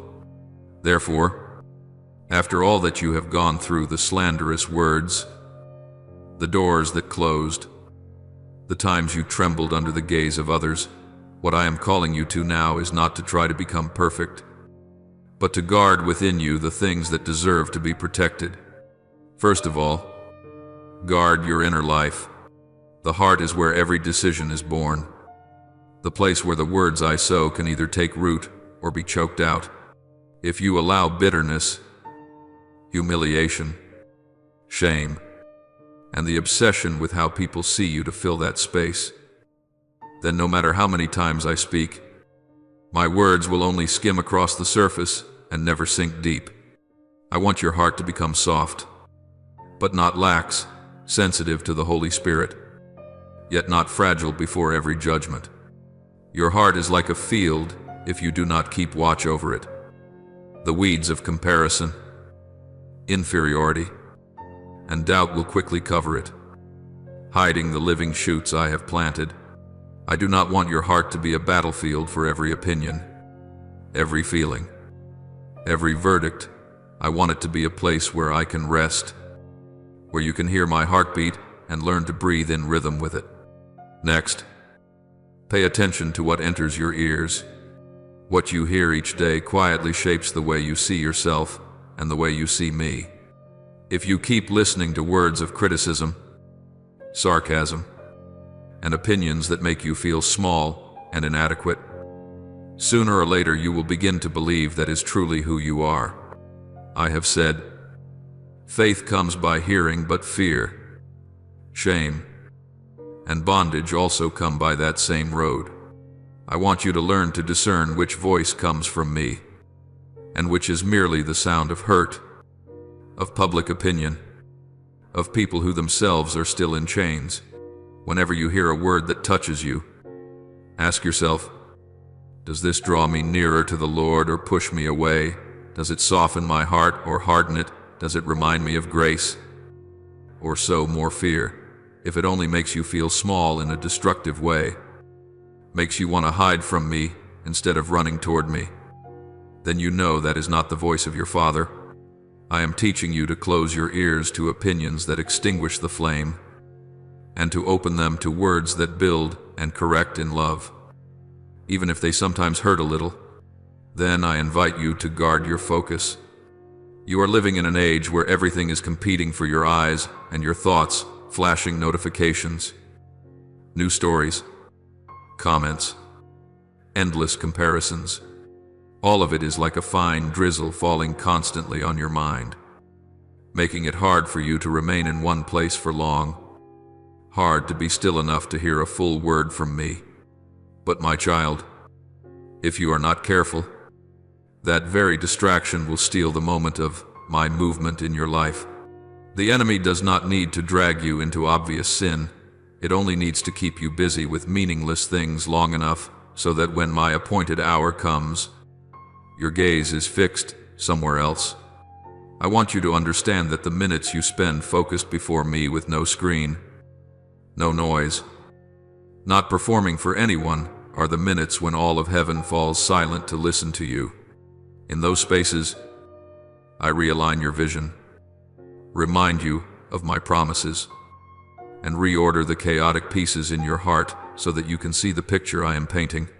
If you keep letting yourself be swept away, you will live your whole life in a state of almost understanding without ever fully grasping what I am speaking. You need to know that the harvest I have promised you is not an empty metaphor. It is real. It is drawing near. And it has been prepared not only by what I have spoken, but also by all the times you have been faithful when no one was watching. Every time you forgave when you had every right to be angry. Every time you chose to do what is right when doing wrong would have been much easier. Every time you kept silent and let me defend you instead of defending yourself, each one was a seed. Often you think your efforts fall into nothingness, but in heaven nothing falls and is lost. I have gathered up every small action, every step taken without applause. Every night you wanted to give up but still whispered, "Lord, I trust you." That is why I can tell you that the harvest is no longer just a possibility. It is a reality that is gradually unfolding. When the harvest comes, you will see that it is not the result of a momentary spiritual impulse, but the fruit of all the years you have walked persistently with me. That is why I earnestly urge you, do not let go just because you are tired. Do not step back just because you fear people's words. Do not lose your focus for the sake of a few glittering distractions before your eyes. Your victory is much closer than you think. You believe you are still in the middle of the road, but in reality, you are already at the turning point. You think you are only just beginning, but I already see, stretched ahead of you, a field in full bloom. You did not arrive here by accident. If you look back, you will see a chain of steps you thought were small, but which I used to lead you to this very point. Relationships knit together and then separated. Doors that opened and seemed as though they would stay open long but then closed. Stretches of road you thought were detours, but that brought you nearer to me. None of these were random mistakes. They are strokes in a picture whose whole I alone can see. You may think, I only happened to scroll past, happened to pause, happened to hear these words. But I want you to know that in my world, by chance does not exist for those who belong to me. You think this is just an ordinary moment, a small decision to open a video, read a passage, listen to a sentence, but in heaven, this moment was scheduled long ago. I already knew the day you would be weary, the hour you would waver, the minute you would be ready to give up. And at that precise point of wavering, I arranged for my word to touch the very place of pain in your heart. I do not always use great events to call you. Many times I use only a quiet moment in the midst of all the noise, where you are tired enough to stop pretending to be strong, and wounded enough to be willing to hear the truth. This moment is such a moment. I want you to understand that what you are hearing now is not just a talk or an emotional piece of writing. This is not merely a beautiful idea or a passing source of inspiration. This is my confirmation that I see you, that I have traced every step you have taken in order to arrive exactly where you are standing.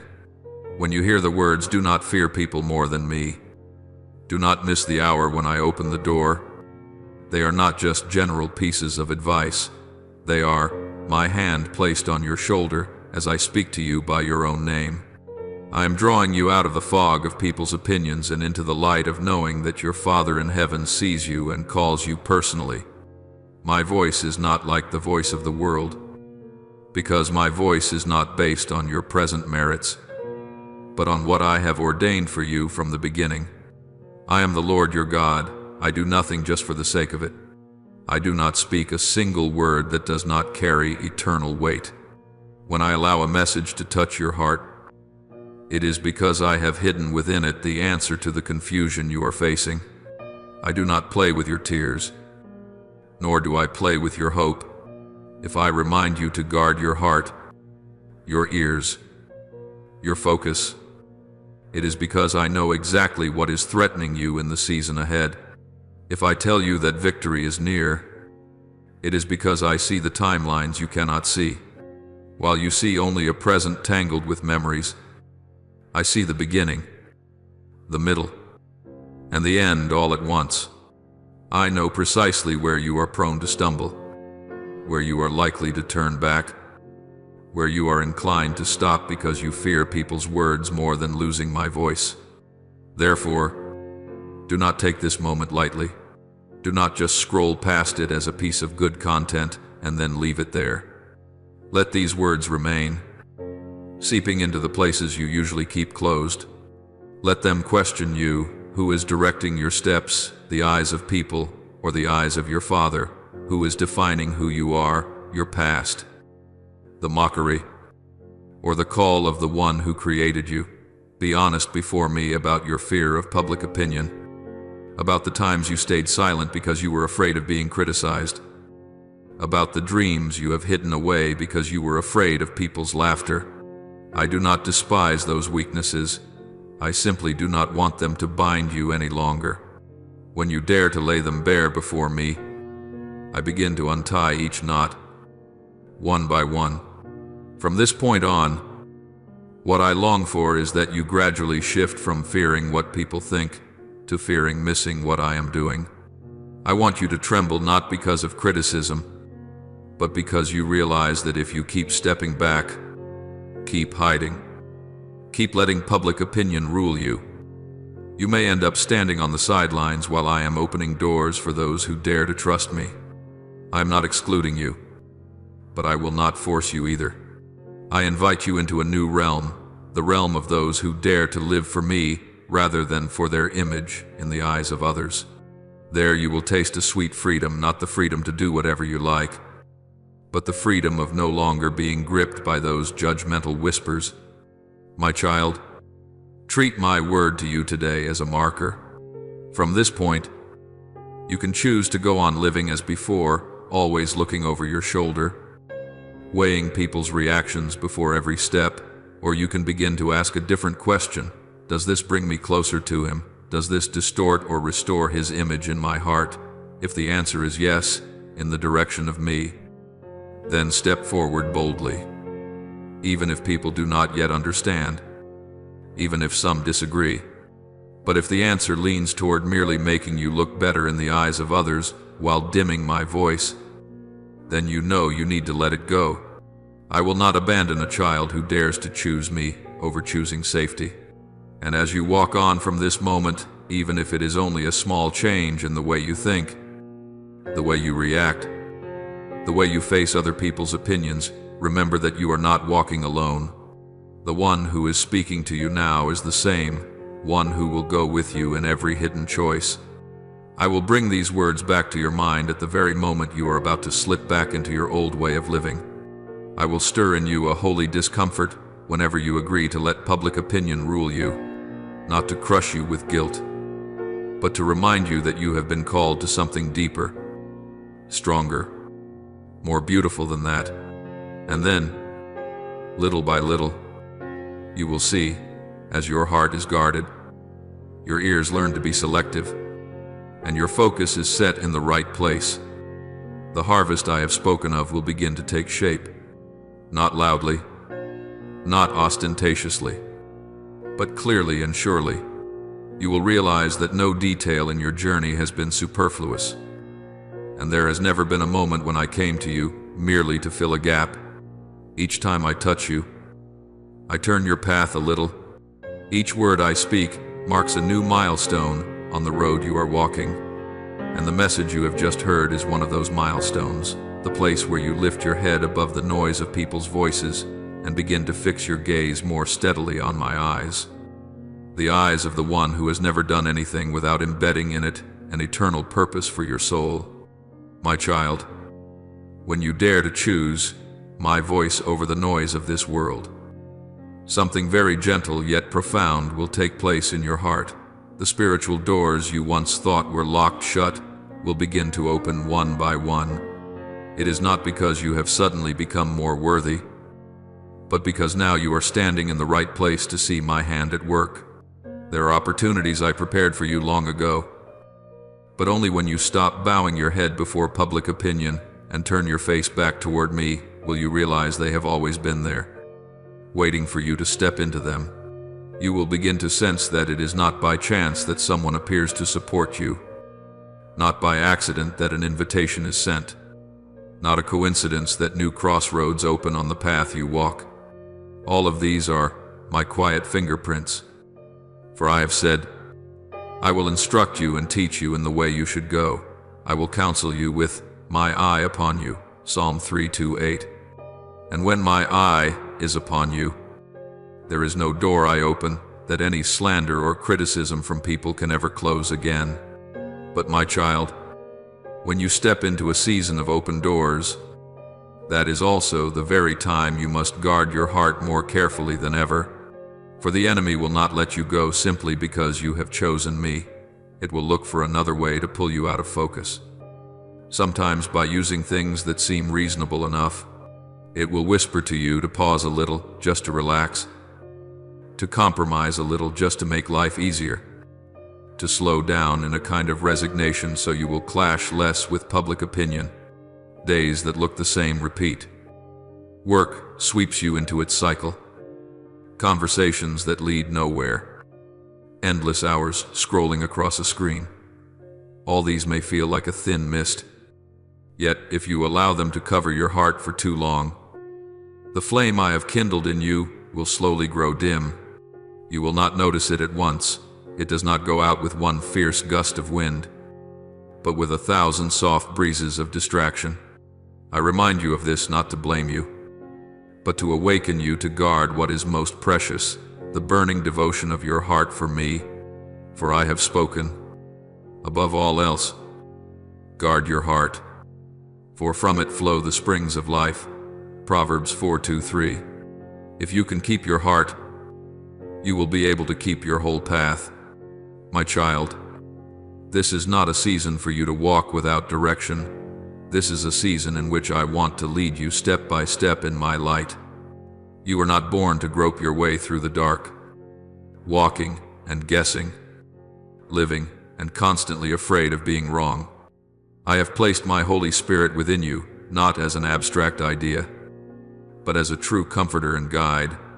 There are moments when you feel confused by choices, unsure whether to turn left or right, whether to continue or to stop. It is precisely in those moments that, if you are willing to be still long enough and turn back to ask me, you will realize that I am gently inclining your heart toward the right path.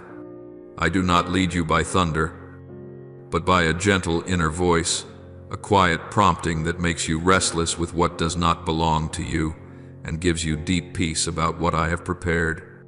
Your word is a lamp for my feet, a light on my path. Psalm 119:105. Not for you to hold as a mere token, but for you to truly let it shine on each step.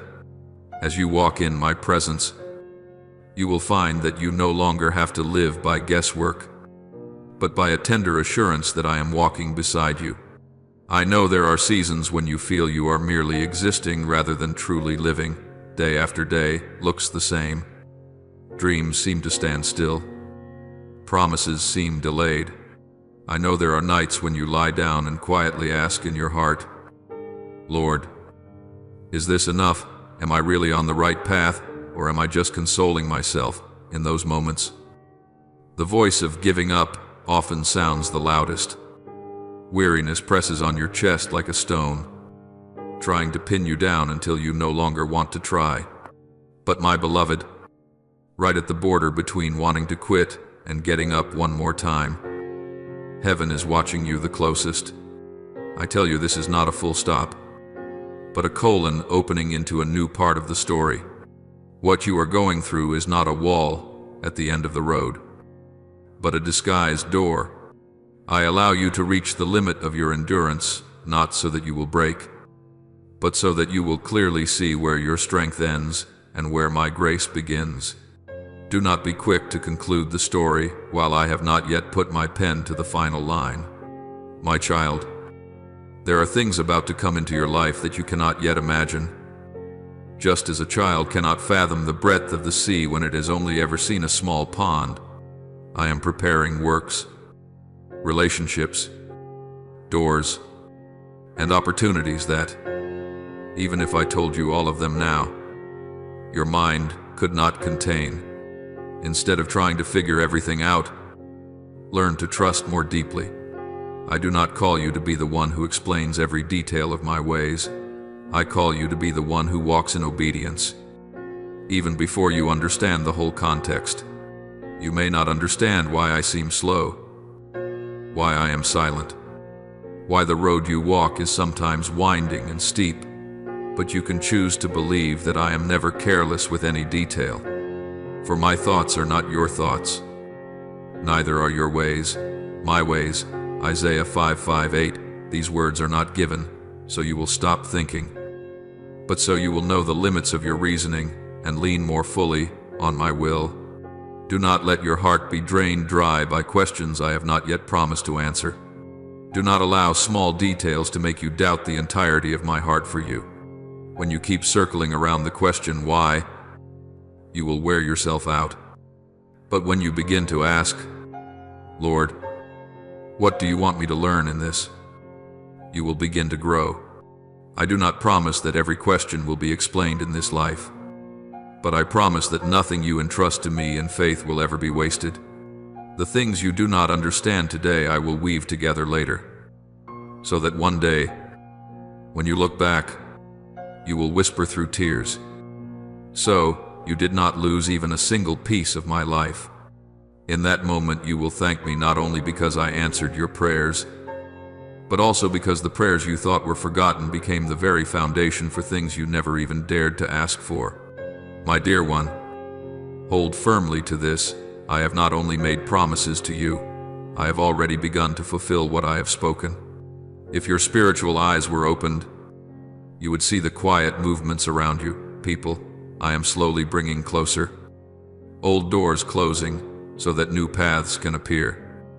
Dreams that seem dead, rising gently again in your heart. This is not positive thinking. It is the sign that I am actively moving in your life. He who began a good work in you will carry it on to completion. Philippians 1:6. I do not begin only to abandon halfway. You may pause because you are tired, but I do not stop. You may not see the future, but I still see the whole journey. What I ask of you is not perfection, but daily faithfulness. Faithfulness in ordinary mornings, in quiet hours of work, in hidden moments when no one sees, and you still choose to live honestly before me. Therefore, my child, do not strain to make yourself worthy of the promise, but immerse yourself in my presence so that you may be renewed. When you are weak, speak to me. Do not hide. When you are afraid, call my name. Do not run away. When you are drowning in your thoughts, open your mouth in praise instead of sitting alone with your worries. Do not chase after proving what I have spoken. Let me prove it myself through your life. Put your feet into the small tasks I entrust to you, and you will see my arm opening up things you never dreamed of. People may not understand your choices. They may mock you when you dare to obey me. But on the day I defend you, they themselves will have to admit that something very different has happened in your life. And as you continue to walk on, not in fear of public opinion but in reverence for me, you will discover something wonderful. What matters most will no longer be where you stand in the eyes of others, but whether you are in the right place, in my eyes. Then every door I open will no longer be a reason for you to worry about what people will think, but an opportunity for you to express your heart to me by using it faithfully and humbly.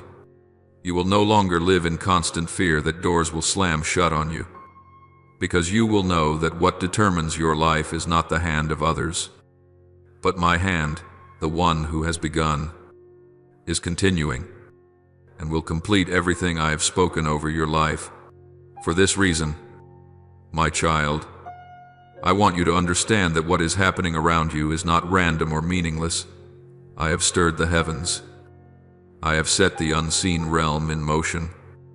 I have sent angels ahead of you to prepare the way in places you cannot reach and to adjust details your mind could never control.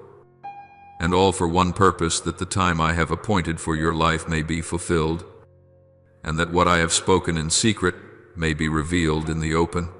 While you are still bewildered by your circumstances, I have already been changing the landscape where your eyes cannot see.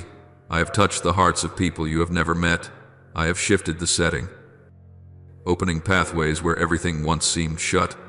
Now the only thing I seek in you is not extraordinary strength or superior wisdom, but a heart that is still willing to listen, a mind that is still willing to soften before me, a soul that refuses to let disappointment and weariness quietly choke the faith you had at first. I need you to remain in fellowship with me, not because I lack anything, but because if you disconnect yourself from the source of life, then, even though I have arranged everything, you can still miss it simply because you are no longer sensitive enough to recognize it. So I plead with you, do not close the door of your heart. Do not let old wounds force you into silence before me. Do not let people's words, moments of being despised, or prayers that seem unanswered turn you into someone who builds walls around yourself. Let your heart stay open, for only then can you discern what is my voice and what is the noise of the world. Only then will you clearly see my hand at work behind each seemingly meaningless upheaval of recent days. Remember, the moment I have appointed is still drawing near. The spiritual clock I started in your life has never stopped, not even for a beat. Every morning you wake up, every night you toss and turn, every time you sigh from weariness, all of it is being counted into that timeline. Each small moment is quietly bringing you closer to the point when my word will become reality. When that day comes, when your eyes see what you have long carried only as a fragile hope in your heart, you will be astonished to realize that not a single time you knelt was unnecessary. Not one sleepless night was wasted. Not one cry of anguish fell into an empty void. Everything has been gathered, pressed down, accumulated like waters rising behind a dam, waiting only for me to say, it is time, and it will burst forth as a flood of blessing over you. You will look back and understand why I allowed delays, detours, and moments when you felt abandoned, for these very things have trained your soul, making it deep enough to hold what I am about to give. For a great promise placed on a shallow heart will only cause a person to shatter, but a great promise laid upon a heart that has been refined by fire will become a blessing to many others. I assure you I have not brought you along a long road just so you would stop at the finish line. I have not led you through winding seasons of testing, through times of being misunderstood, through doors slammed in your face, only to leave you standing right beside the wall of the promise. That is not my nature. I am the one who begins and also the one who completes. I am not a builder who leaves a house half finished and abandoned on cold ground. If today you still find yourself alive, still longing, still stirred whenever you hear my name, that is a sign that I have not finished the story with you, that the next chapter is still being written, that you are not a minor character scratched out halfway through. Therefore I ask you, do not surrender to weariness. Do not let lukewarmness quietly erode what is still beautiful within you. I know there have been moments when you wanted to shut every door, to stop believing, stop hoping, stop expecting anything more so that you would not have to hurt again. But my child, if you allow your soul to freeze like that, you yourself will become the one who breaks down the bridge leading to the harvest you have watered with your own tears. I have seen many come close to the tipping point of a miracle, and then, because of a few critical words, a few cold glances, a few prayers that seemed unanswered, they accept compromise and choose an easier but wrong path. As a result, what I long to give them remains hanging forever in the realm of not yet. I do not want this to be repeated in you. I do not want to see the child I love, who agreed to walk with me through so many barren seasons, turn away just as the skies are beginning to gather rain. So I remind you to grip my hand even more tightly, to let your ears be more attuned to my voice than to any other sound, to keep your heart still capable of trembling when it hears the things that belong to me. Do not let indifference cover over your first love. Do not let the fire in you die down to cold ashes just because you are tired of waiting. If you do not have the strength to run, slow your pace, but do not leave the ranks. If you no longer have the strength to speak, sigh to me, but do not walk away in silence. If your tears are more than your words, let those very tears become your cry in place of your mouth. I do not need polished prayers. I need sincerity. For wherever there is honesty, there I still have room to act. Remember, coldness does not arrive all at once. It slips in little by little, through small compromises, through moments when you allow yourself to avoid me, through choices where you place human opinions above my word. So today I tell you gently, yet firmly, guard your heart. For from it, all the issues of life flow. If you can keep a heart burning in a world grown cold, you will be the place where I kindle fire for many others. If you dare to stand firm while the crowd wavers, you will be a living testimony that I truly can transform a life that clings to me to the very end. And it is precisely when you decide not to let discouragement and coldness steal your portion that you will see the doors I have spoken of so many times begin to open, not because you forced them, but because my own hand opens them for the child who has chosen to trust me to the very end. Right now, as you are sitting here allowing your heart to open to the words I am speaking, you may not realize that this is not just a few minutes passing amid countless other pieces of content out there, but a very special moment in your spiritual life, a moment when the unseen realm is drawing very near to your reality, where I quietly step into that small space to ask you a very personal question. Do you still want to walk on with me? I am not looking for great feats from you. I am not waiting for you to do something loud and impressive. I am simply asking whether there is still a small yes in your heart for me, and so that this yes is not only in your thoughts. I invite you to use the very hands holding your phone, touching the screen, as a visible sign of what is happening invisibly. Respond to me with a simple action that carries spiritual meaning. You can press the button to show your agreement, to subscribe and stay connected to this channel, as a way of saying to me, I am still here. I am still listening. I still choose to remain in what you are speaking. To others it may look like just an ordinary tap, but to me, I see it as a seal in your soul, like the memorial stones my people once set up whenever I did something among them, to forever remind them, it was right here that the Lord met me. I know you may be thinking, how important can it be just to press one button? But my child, with me, no decision is small when it is made out of love for me and in response to my word. Every quiet step, every seemingly anonymous choice, I gather into a stream that carries you further into my purposes. When you dare to show your commitment, to publicly choose to remain under my voice instead of scrolling past like so many others, you are trampling on the fear of public opinion in a very concrete way.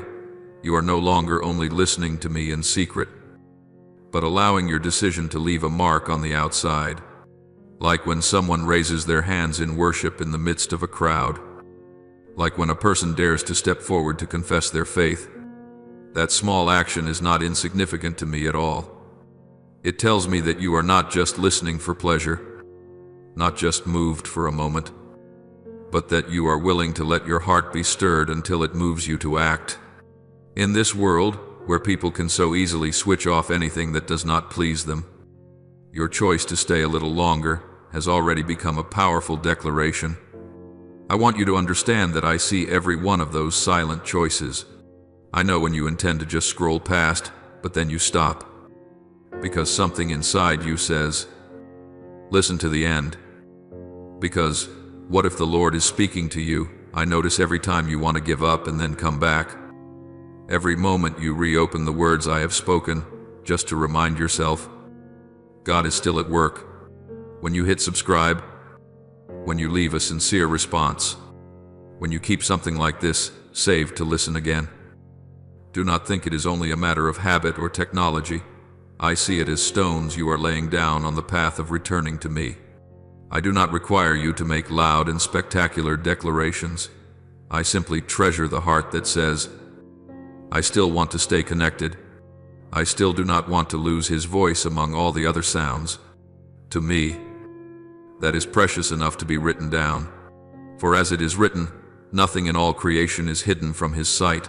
Everything is uncovered and laid bare before the eyes of him to whom we must give account. And I, the one who sees what human eyes cannot see, know the true reason behind every action you take in secret. My child, when you choose to express your response through something so small, you are signing your name to a new commitment between you and me, not a perfect commitment, not a promise that you will never stumble again, but a commitment that says, even in my weakness, I still want to remain in the flow of your grace. The button you touch is not a magic charm that changes your life, but a sign for you yourself to remember that, in a very ordinary moment, you decided not to turn your back on that call.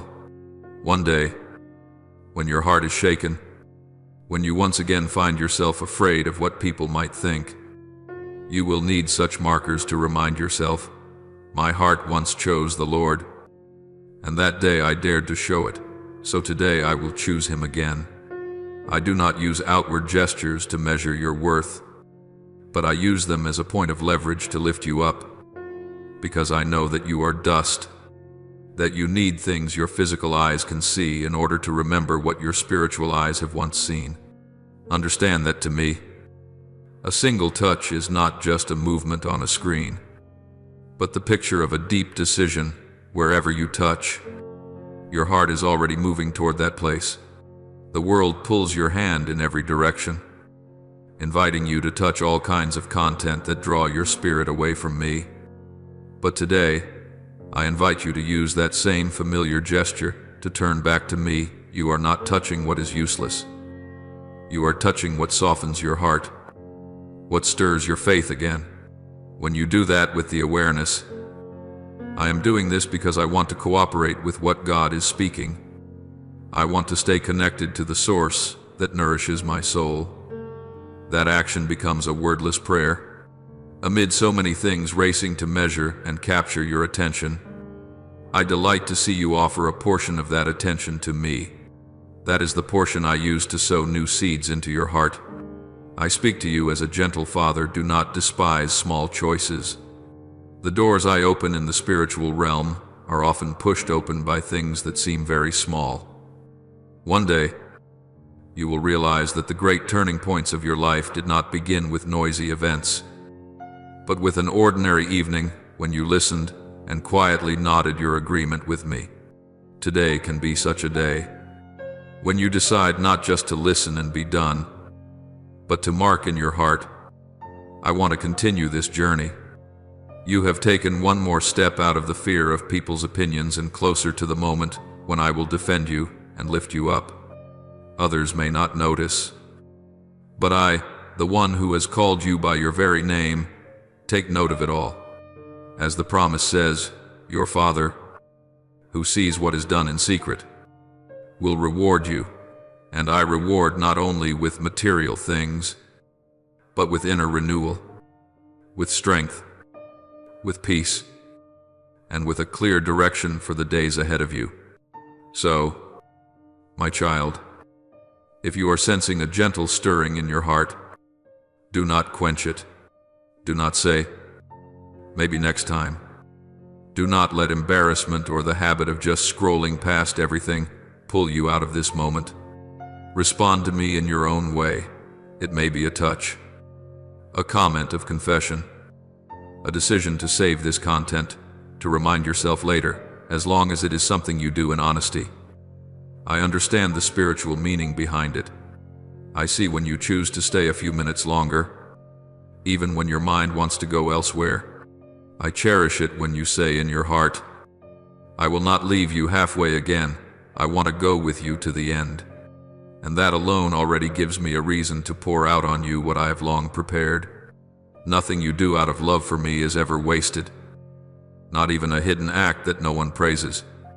When you choose to stand firm, to keep listening, to keep believing, you are opening over your life a new stream of water that connects what I have spoken with and what will unfold ahead.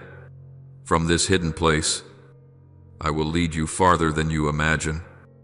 And one day, when you look back, you will realize that the first step of a new season was marked by a very simple decision you thought was insignificant, the decision to remain under my word. The decision not to let the fear of what people think become stronger than your longing to be close to me.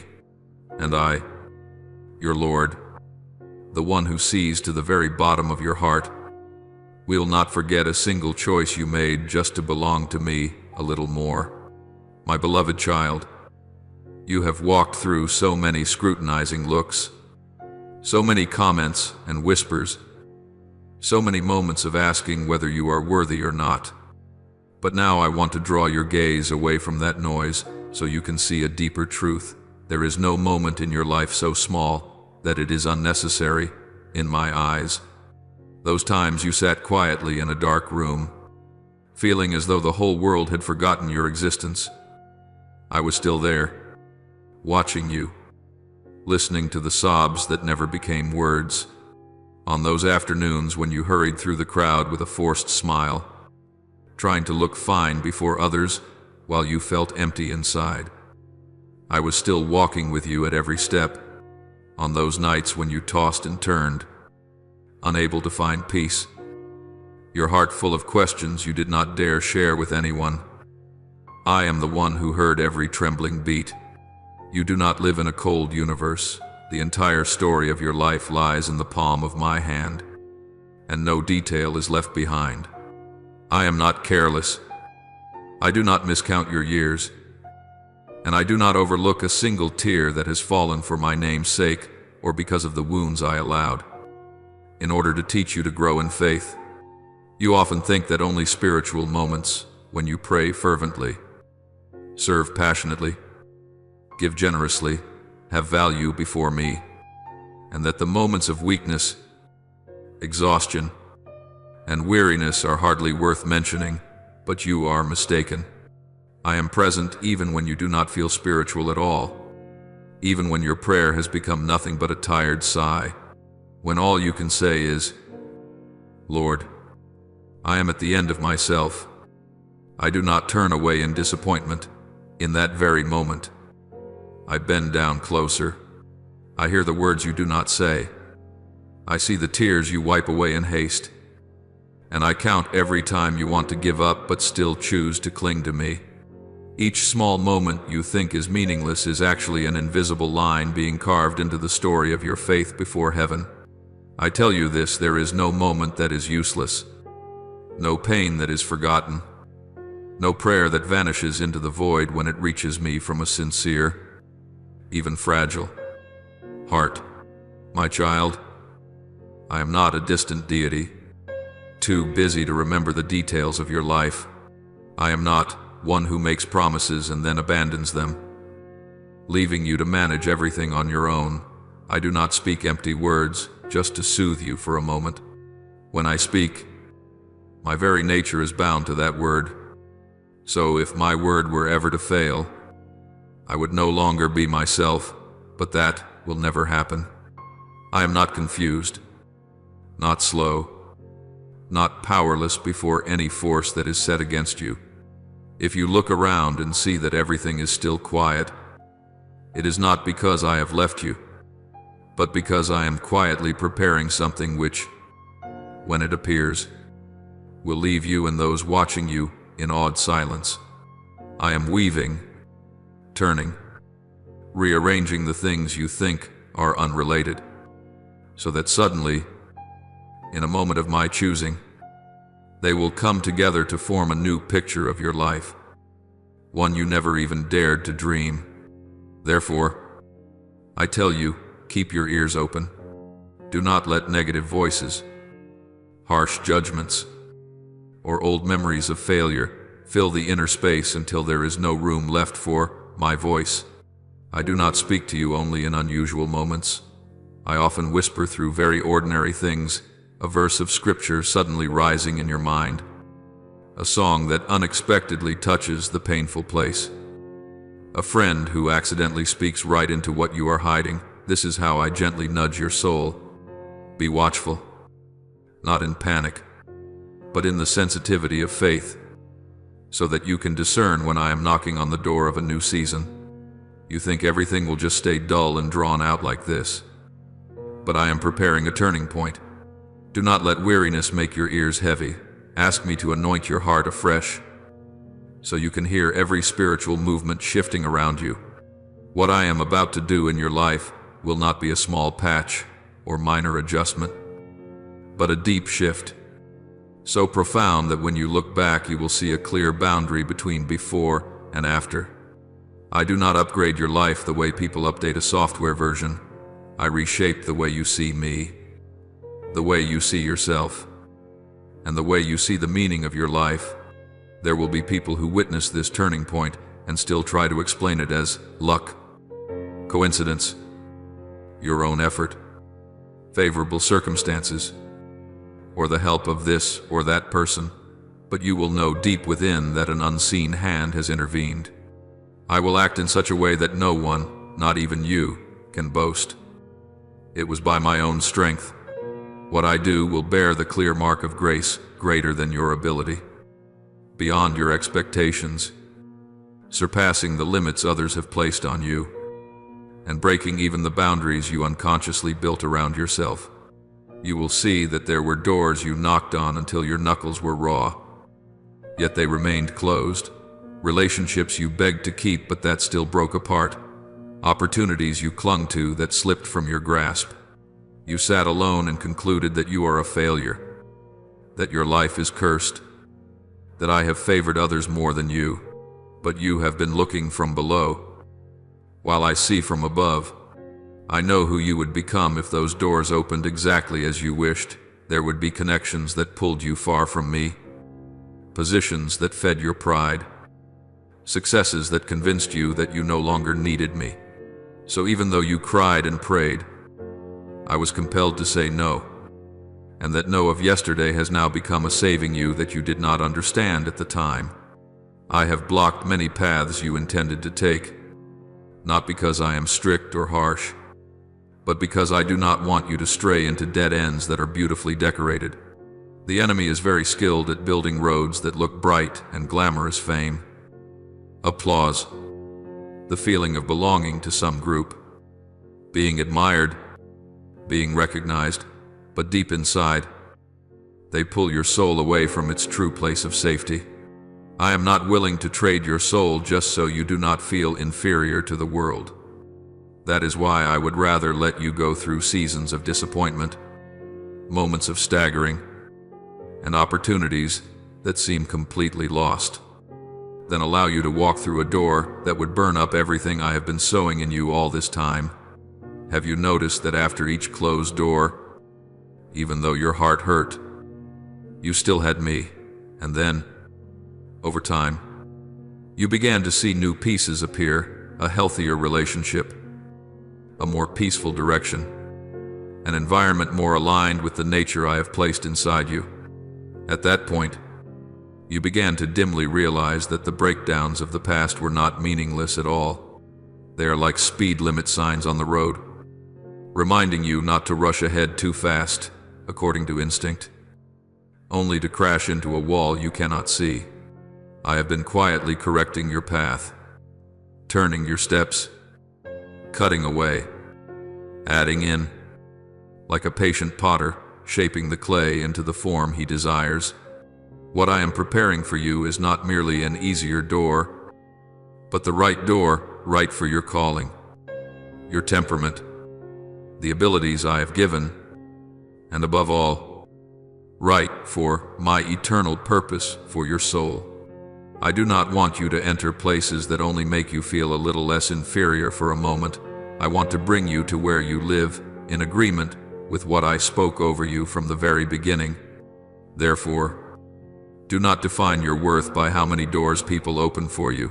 Learn instead to look toward the door I am preparing, the door that, when you walk through it, you will no longer have to strain to prove who you are, because my very presence upon your life will speak for itself.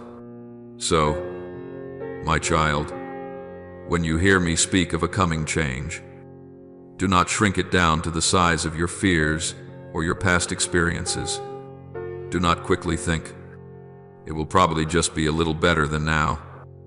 That's enough, for I am not the one who gives you just enough to get by. I do not lead you out of scorched lands just to put you in a barren place that is barely tolerable. I bring you into a space where your soul can grow, can breathe, and can bear fruit. What I do always has this purpose to restore my image in you, not merely to patch up the torn places on the outside. And when the time I have appointed comes, you will not need to try to impress anyone, because my intervention itself will be the greatest testimony. Those who are used to looking at you with contempt will stumble over their own explanations. Those who said you were nothing will be surprised by the peace, the stability, and the newness in you. But for you, the most precious thing will not be that they change their opinion. It will be that you realize I have never abandoned you, not even when everything seemed to be against you. You will understand that the closed doors, the shattered dreams, the blocked paths of years past were actually signs that I had been intervening very early to protect your soul. On that day, you will no longer look at the future with fear, fear of being judged, fear of lack, fear of losing, fear of falling behind, but with the eyes of a child who knows that their father holds the keys to every door, and instead of trembling at every decision, you will learn to ask me, Lord, which path will bring me closest to you? Then the fear of losing people's approval will give way to a better, holy fear, the fear of missing the moment when I stand at the door of your life and knock, the fear of straying from the path I have marked with my own tears, my answers to prayer, and the times I silently pulled you back from the edge. My beloved, I am leading you to that place where every part of your story, even the torn-out pages, is gathered up by me and woven into a new chapter that is more beautiful, deeper, and truer. Do not be quick to conclude that your life is nothing but loss. The lands that seem barren today may be the very places that will bloom tomorrow if you allow me to keep working. Let me be the one who decides which doors will close and which will open. Your part is to keep your heart soft, your ears open, and your feet ready. My part is to complete what I have begun in your life, in such a way that, when you look back, you can only bow your head and say, if it had not been the Lord, it could never have been this way. In this moment, I invite you to pause every noise, to close the door on every distraction, and to lift up to me the most genuine prayer from the depths of your heart, Almighty God. My beloved Father, today I come to you with a weary heart that does not want to give up. I confess that there have been moments when I was standing so close to what you had promised. Yet I wanted to turn away because the waiting felt too long and the voices of doubt were echoing in my mind. Please forgive me for the times I let weariness and discouragement speak louder than your voice over my life. Lord, would you touch me once again, renew my faith, and strengthen me so that I do not, by my own will, step off the path you have chosen for me. Help me to look back on the times when you rescued me, made a way for me, and upheld me in the past, so that my heart is reminded that you are still at work even when I cannot see it. I lay down at the foot of the cross all my calculations, all my shortcuts, every desire to take care of myself in my own way. And I ask that you keep me standing firm until the moment I see your promises become reality in my life. Merciful Father, you who know my heart more deeply than I know myself, I come to you and lay before you every distraction that is pulling me away from your good and perfect will. I confess that there have been times when I feared the opinions of people more than I feared grieving your heart. I have allowed the looks, the comments, and the judgments of others to control my actions and decisions. Please forgive me, Lord, for the times I did not dare to obey your voice simply because I was afraid of being mocked, misunderstood, or looked down on. Lord, please place within me a holy fear of you that is greater than every other fear, so that I will choose what you say even when it means going against the crowd. Let my ears become sensitive to the voice of the Holy Spirit, and grant me courage to step out of every circle of human control and public opinion, so that I may live as someone who truly belongs to you and is no longer bound by the thoughts and judgments of people. Almighty God, I bow my head in gratitude because you did not allow me to drift away in my own spiritual slumber. There have been seasons when I lived as if there were still plenty of time, indulging in procrastination and remaining indifferent to your call. Yet in your mercy, you awakened me. I thank you for the warnings you have sent through your word, through circumstances, and through the people you have used to remind me that the spiritual clock is counting down. Thank you that you did not stay silent and let me be lost, but that you intervened and shook my soul so that I would realize I am drawing near to crucial crossroads. I know that without your grace, I could so easily have become someone who quits halfway. Today I give you thanks because you are still speaking to me and still disciplining me, and that very fact shows me that you still regard me as your child. Father, full of compassion, I thank you that you have never despised my tears. There have been nights when I wept alone, with no one to understand and no one to listen. Yet you were there beside me, quietly gathering every tear into your bottle. Thank you that you have not allowed my pain to be meaningless, but have used it like seeds sown into the ground which, in due season, blossom into comfort, maturity, and living testimonies. I thank you that through these wounds, I have learned to empathize more with others, to treasure grace more deeply, and to recognize that nothing I have today is something I deserve on my own. Without those seasons of brokenness, I might have remained proud and shallow. Today, I bow in gratitude because you have been present in every one of my hurts, and I believe you will continue to use all of them to work out a goodness far greater than anything I could imagine. I offer this prayer in the holy name of the Lord Jesus Christ. Amen. Don't forget to subscribe and turn on notifications so that together we can build a strong and vibrant community of faith.